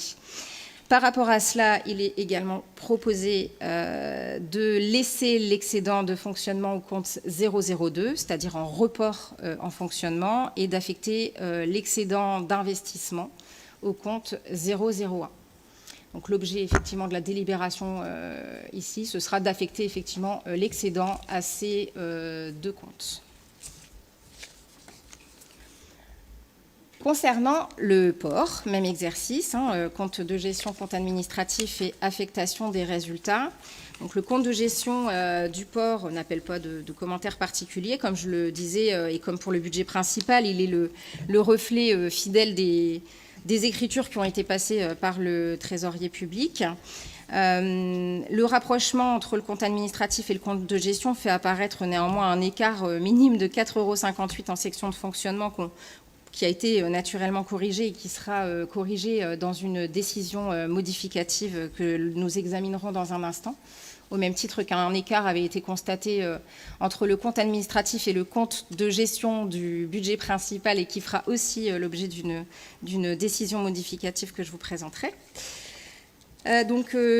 Concernant le compte de gestion du port, on constate donc un excédent de fonctionnement de 10 293,81 €, un excédent d'investissement de 1 976,25 € et un excédent donc global de 12 270 €. Ce qui fait en termes de cumul un excédent cumulé de 40 072 €, un excédent d'investissement de 6 311 € et un total cumulé tout budget de 46 384 €. Je ne rentre pas dans le détail des sections de fonctionnement et d'investissement ici, puisque nous l'aborderons plus en détail dans le compte administratif ici. Donc, concernant le compte administratif, effectivement, les principaux éléments à retenir et que vous pouvez constater, tous les éléments que je communique là sont naturellement joints et annexés à toutes les délibérations qu'on vous a remises. Ce que l'on peut noter en termes de section de fonctionnement, que vous voyez là en section d'exploitation, on note effectivement qu'on avait des recettes prévisionnelles enregistrées à 45 120 € et qui ont été réalisées pour 64 127 €, soit une réalisation en termes de recettes de 142%.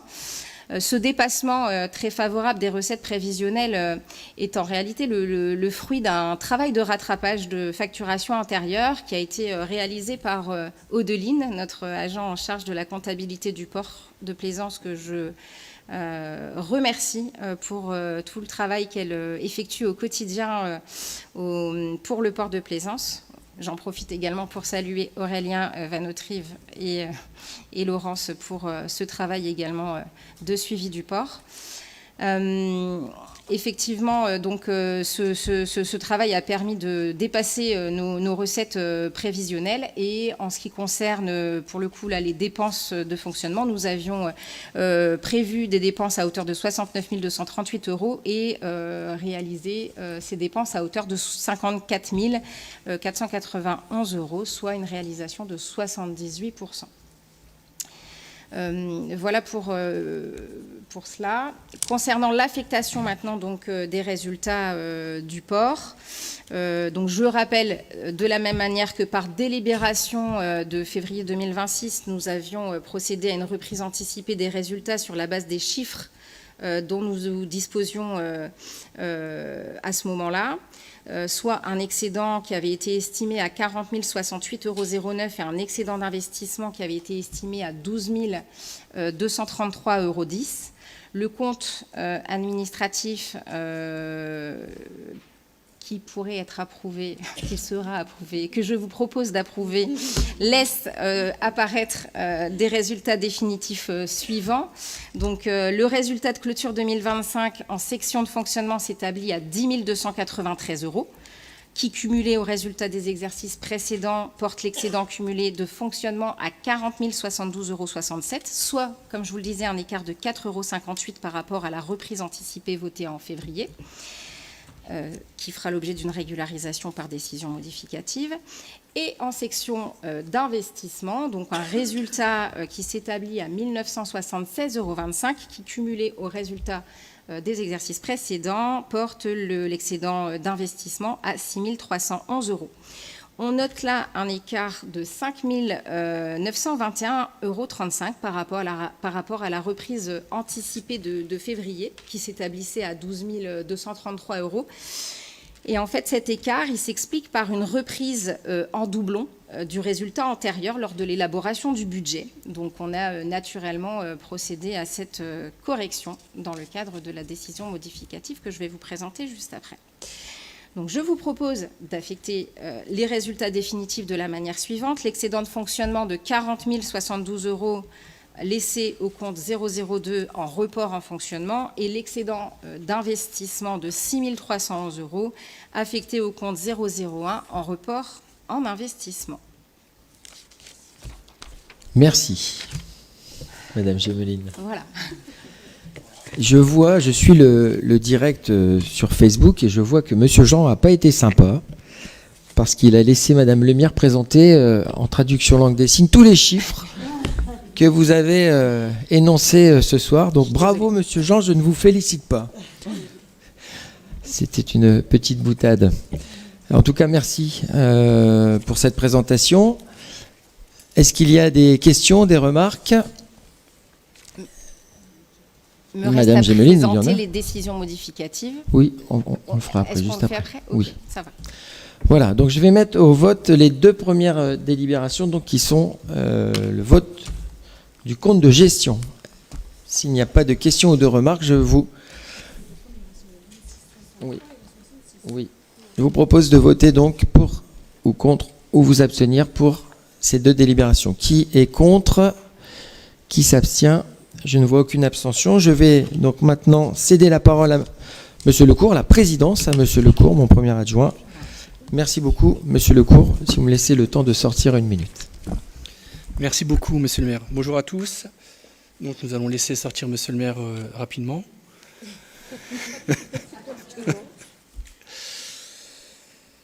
Concernant, avant de passer au vote des délibérations 2664 et 2667, donc le compte administratif 2025 et le compte administratif du port de Plaisance, est-ce que vous avez des questions sur ces deux délibérations-là? Pas de questions, donc nous allons mettre au vote la délib 2664 et la délib 2667. Qui est pour?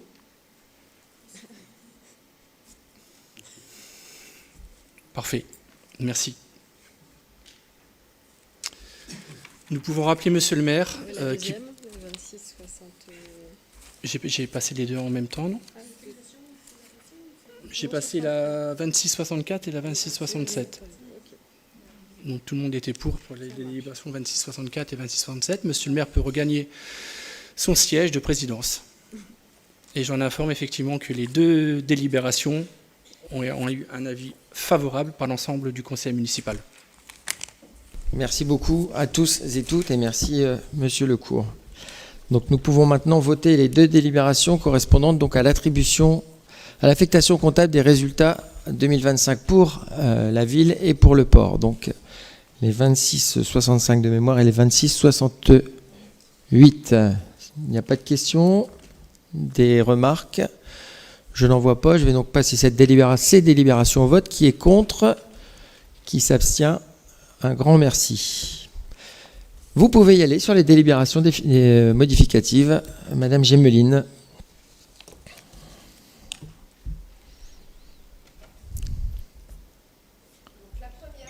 Pardon, merci. J'ai un super collègue à côté, merci. La présente délibération modificative s'inscrit dans le cadre d'un ajustement des crédits budgétaires nécessaires à l'activité de la collectivité. Comme vous le savez, lors du vote du budget en début d'année, nous ne disposions pas encore de l'ensemble des données chiffrées nous permettant d'établir le budget au plus juste et les besoins des services n'avaient pas été chiffrés en totalité. Nous proposons donc cette décision modificative afin d'affiner les prévisions aux besoins aujourd'hui recensés. En section de fonctionnement, au niveau des dépenses, les modifications portent principalement sur le chapitre 11 pour un montant de 84 050 € qui correspondent donc au chapitre qui recense les charges à caractère général. Cette hausse recouvre plusieurs postes qui n'étaient pas encore chiffrés lors du vote du budget. Parmi les plus importants, on note, et vous le voyez à l'écran, les travaux d'entretien à l'école Louis-le-Roi pour 18 650 €, les frais de déménagement de l'école Jules Ferry pour 20 500 €, la location d'un garde-meuble pour l'école Jules Ferry le temps de la durée des travaux pour 26 000 €, les frais liés à la petite enfance pour 11 500 € et des ajustements divers pour 7 400 €.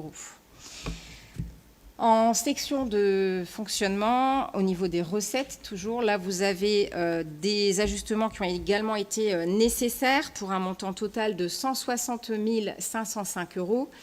Ces recettes comprennent principalement donc, au chapitre 731 une augmentation des recettes fiscales, au chapitre 74 une baisse des compensations versées par l'État sur différentes taxes et au chapitre 76 la révision à la baisse des intérêts de nos comptes à terme puisque les taux de placement étant en repli, il convenait d'ajuster cette ligne au plus près de ce qui sera effectivement perçu. Voilà, à noter, vous avez également, c'est pas repris à l'écran, mais le chapitre 002, dans lequel on a l'ajustement correspondant à l'écart qui est constaté entre le compte de gestion et le compte administratif dont j'ai parlé tout à l'heure. Donc voilà pour cette... voilà. En section d'investissement, toujours pour cette décision modificative, sur la section d'investissement en termes de dépenses, nous avons réajusté à hauteur de 831 215 € la section. Ça porte principalement sur 3 chapitres. Il y a le chapitre 21, immobilisation corporelle, pour un montant de 211 900 € pour lesquels nous étions à l'époque du vote du budget encore en attente de plusieurs chiffrages. Ça concernait notamment la réfection de la toiture du stand de tir, la création d'un sas et alarme incendie au Château Rouge, l'éclairage LED du terrain de football pour 55 000 €, le remplacement de 3 portes au Château de Robersart pour un dépassement de 12 000 € par rapport au chiffrage initial, les travaux intérieurs de l'église pour 20 000 € et divers ajustements complémentaires pour 29 900 €. Donc voilà pour ce réajustement dans la section dépenses d'investissement. Pour ce qui est du chapitre 16, nous avons également dans les dépenses d'investissement le remboursement d'emprunts à hauteur de 610 000 € que nous avons décidé de faire. Ça correspond au remboursement anticipé de 3 prêts en cours que nous avons. Ces prêts représentent des taux d'intérêt respectifs de 3,91, 6,83 et 6,84 avec des durées résiduelles allant de 3 à 6 ans. Et l'analyse financière qu'on a réalisée démontre qu'il est plus intéressant aujourd'hui pour la collectivité de procéder à des remboursements anticipés, même en incluant les pénalités afférentes, plutôt que de poursuivre ces financements jusqu'à leur terme. C'est pourquoi nous avons fait ce choix. Le chapitre 41, toujours dans les dépenses d'investissement, lui enregistre donc un montant, un surplus de 11 315 €, qui est l'intégration à l'actif communal d'un don constitué d'un piano et d'un baby-foot consentis à la municipalité. Concernant la section d'investissement sur la partie recettes, 3 points sont effectivement à souligner. Parmi eux, je noterai surtout le chapitre 13 et le chapitre 16. Le chapitre 16 qui comprend un montant de 155 514 € qui n'est autre que la baisse de notre besoin d'emprunt, qui est conséquence en fait de notre chapitre 13, d'un montant global de 957 269 €, qui lui, en réalité, reprend des subventions notifiées par la région, par le département et par d'autres partenaires institutionnels, principalement pour les travaux d'extension de la salle Billet et notre projet de vidéoprotection. Ces subventions n'avaient pas été inscrites au budget primitif parce que, bien qu'attendues, elles n'avaient pas encore fait l'objet d'une notification officielle, ce qui ne nous permettait pas de l'inscrire alors au budget. Voilà pourquoi on procède à cet ajustement aujourd'hui. Voilà pour le budget principal. Merci Madame Gémeline. Je vois que Monsieur Jean a assuré la deuxième partie. Bravo Monsieur Jean, merci. L'occasion aussi de souligner que voilà, on essaye de faire en sorte que ces conseils municipaux puissent être accessibles au plus grand nombre. Et c'est pour ça donc que nous faisons appel à 3 personnes, Monsieur Jean, donc, qui est actuellement à l'écran, Madame Lemire, qui est le pendant de Monsieur Jean aujourd'hui, et à Madame Broda, qui s'apprête à supporter l'équipe de France ce soir peut-être. Voilà. Est-ce qu'il y a des ajouts, Madame Gémeline, pour vous? Non? Des questions? S'il n'y a pas de questions, je vais mettre cette délibération de décision modificative au vote. Qui est contre? Qui s'abstient? Personne.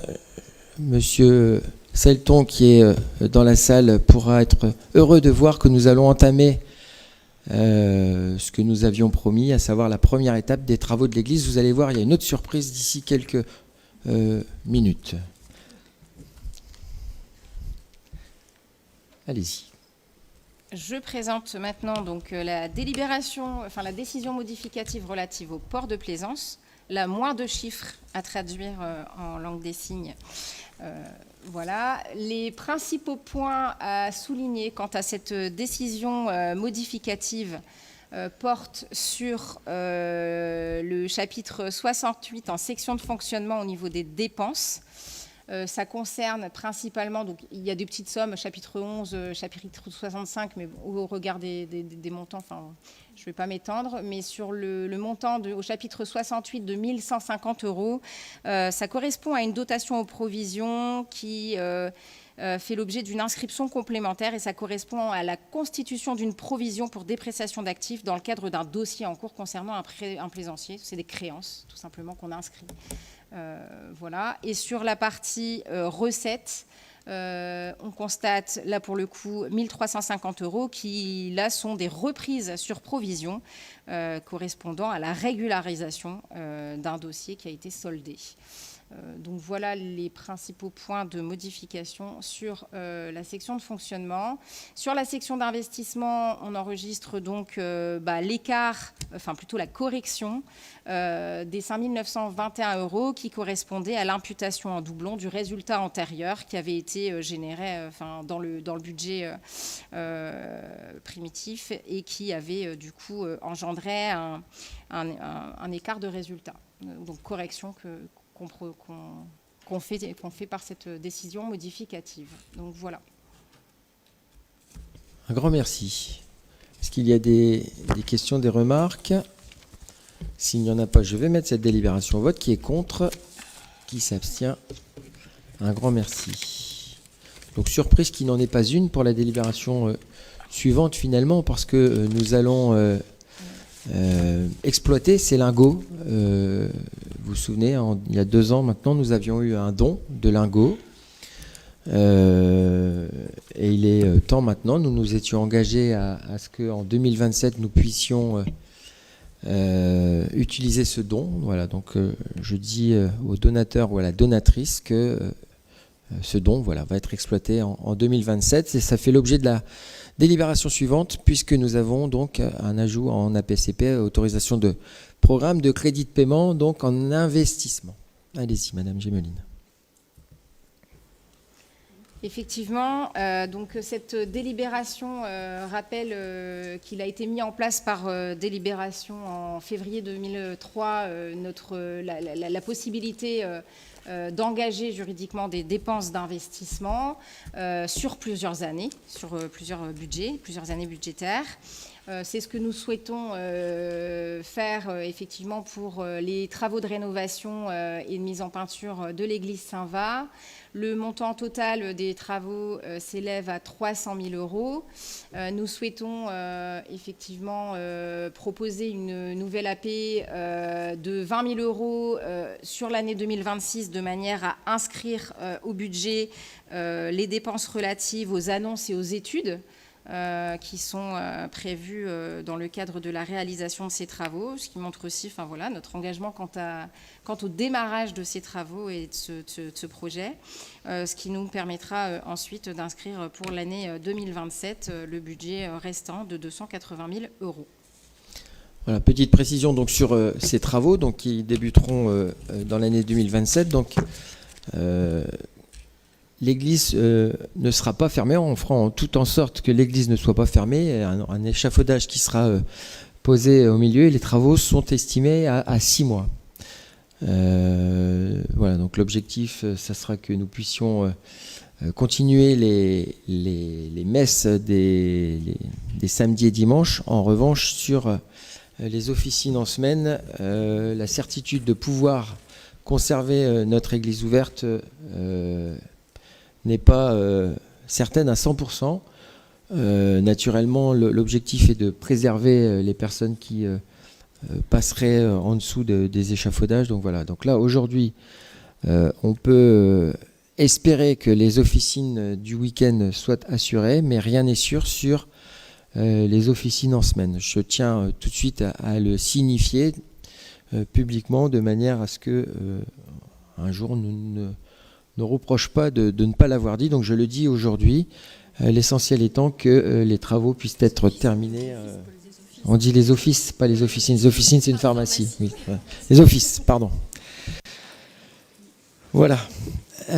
Donc ceci étant dit, je vais... Oui, Monsieur Dufossé. Oui, j'ai une question qui peut peut-être intéresser aussi tout le monde. C'est concernant les décès, les messes de décès et les messes de mariage. Oui. Donc ça veut dire que si c'est en semaine, ça ne sera pas possible? Voilà, vous avez Non, mais c'est pour... analysé ce que j'ai dit. Ok. Pour assurer la sécurité de tous et toutes. Hein. Voilà. C'est des travaux qui vont être d'ampleur, hein, in fine, puisqu'on va devoir réinstaller un échafaudage, recouvrir l'orgue. Donc voilà, c'est pas des petits travaux. Je ne vois plus de questions. Je vais donc mettre cette délibération au vote. Qui est pour cette APCP? C'est parfait, je vous remercie.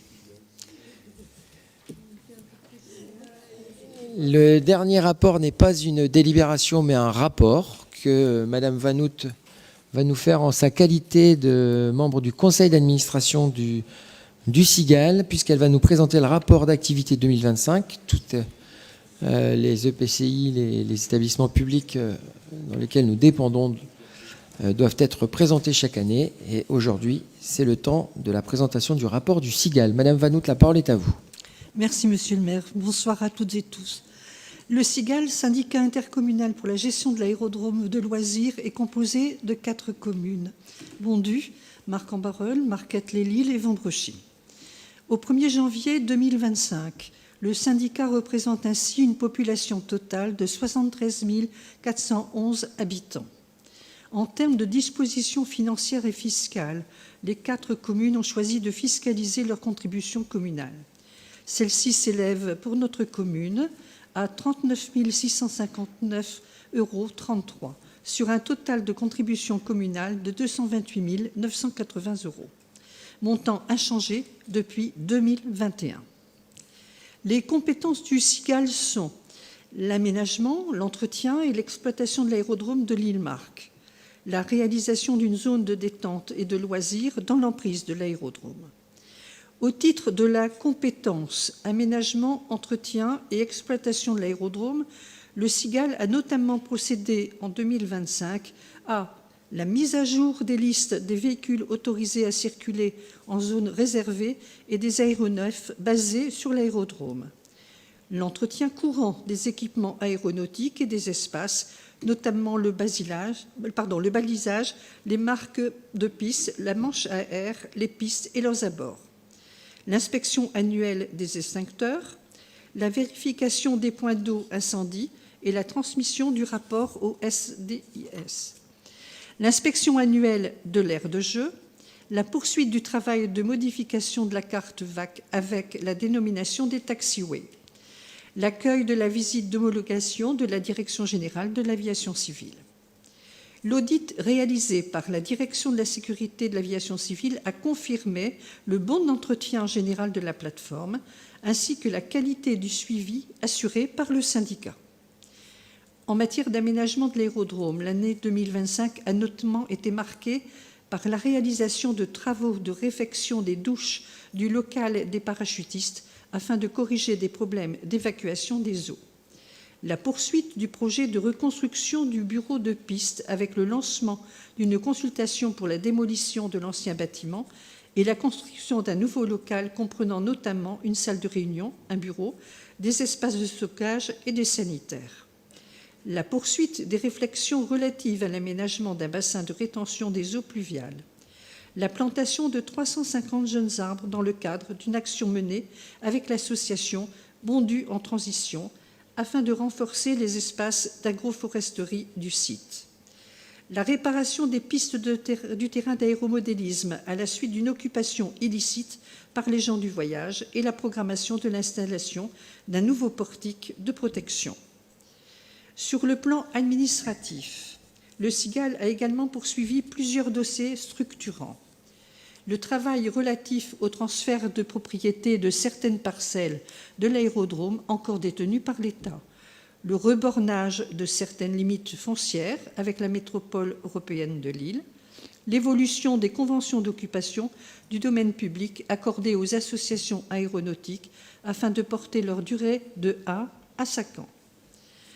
Au titre de sa compétence zone de détente et de loisirs, de nombreuses manifestations ont été organisées ou accueillies en 2025. Les rassemblements mensuels de véhicules anciens organisés chaque premier dimanche du mois. L'accueil du cirque Prin en février. La chasse aux œufs organisée par le Cigale en avril. Plusieurs compétitions d'aéromodélisme organisées par Flandre Radio Modélisme. La journée portes ouvertes de l'Union aérienne et l'île Roubaix-Tourcoing en mai. Les foulées de Bondu ainsi que différentes épreuves sportives dans le cadre du Challenge Raid.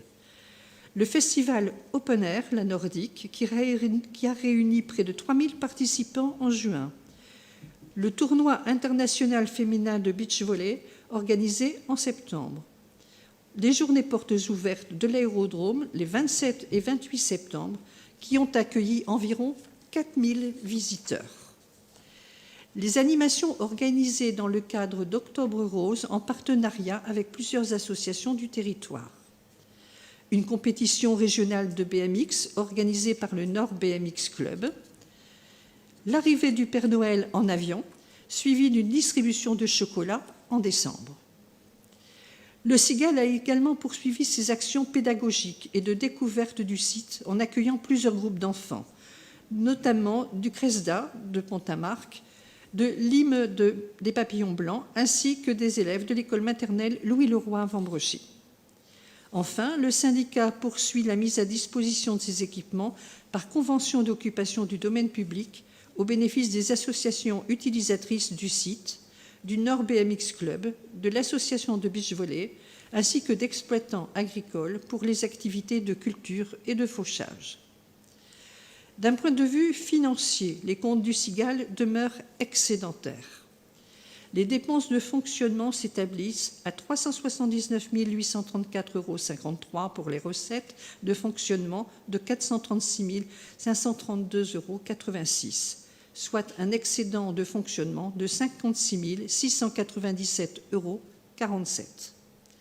Les dépenses d'investissement s'élèvent à 36 453,30 € pour des recettes d'investissement de 230 155,65 €, soit un excédent d'investissement de 193 701,99 €.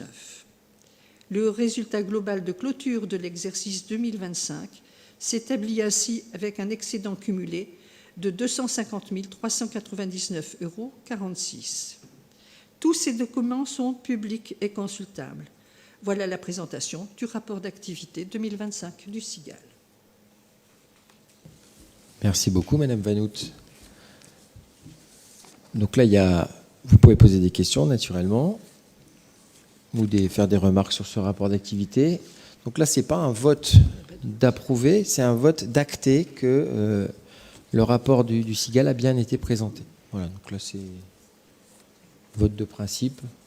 Tout le monde acte que ce rapport a bien été présenté. Avant de vous demander de rester pour signer les documents que Madame Delbecq va vous passer, naturellement, je tiens à vous remercier, mes chers collègues, pour vos interventions, pour vos présentations. Je tiens à remercier également les personnes présentes dans le public, les personnes qui nous ont suivis sur les réseaux, notamment sur notre page Facebook Ville de Vambrechy. Madame Wockortenbosch, merci beaucoup pour le travail fait au quotidien, pour la préparation de ce conseil municipal. Merci à Monsieur Vanoutrive, Madame Delbecq, pour le travail fait sur nos comptes. Merci Monsieur Gautran, pareil, pour l'aide qui m'est apportée. Merci Monsieur Boulan également pour l'aide qui m'est apportée au quotidien. Merci à Madame Depeau qui va assurer la retranscription de ce conseil municipal sur papier et qui assure également chaque fois la retranscription des commissions. Merci à Monsieur Villarval pour le travail fait au niveau de la logistique. Merci à Monsieur Delcroix de la Voix du Nord pour sa présence. Je l'ai dit, j'en ai parlé plusieurs fois. Merci à Madame Lemire et à Monsieur Jean pour la traduction en langue des signes. À Monsieur Razemont pour la diffusion de ce conseil municipal donc sur les réseaux et la mise en place de la diffusion de ce conseil municipal. Je vous souhaite à tous et à toutes de bonnes vacances. Elles commencent très prochainement, qu'elles soient régénératrices d'énergie, qu'elles puissent vous permettre de profiter des petits bonheurs de la vie, comme on aime à dire et puis qu'elles aussi nous permettent de voir notre équipe de France gagner la Coupe du Monde. Voilà, je vais terminer sur ces mots. Allez les Bleus pour ce soir. Bonne soirée à tous et à toutes.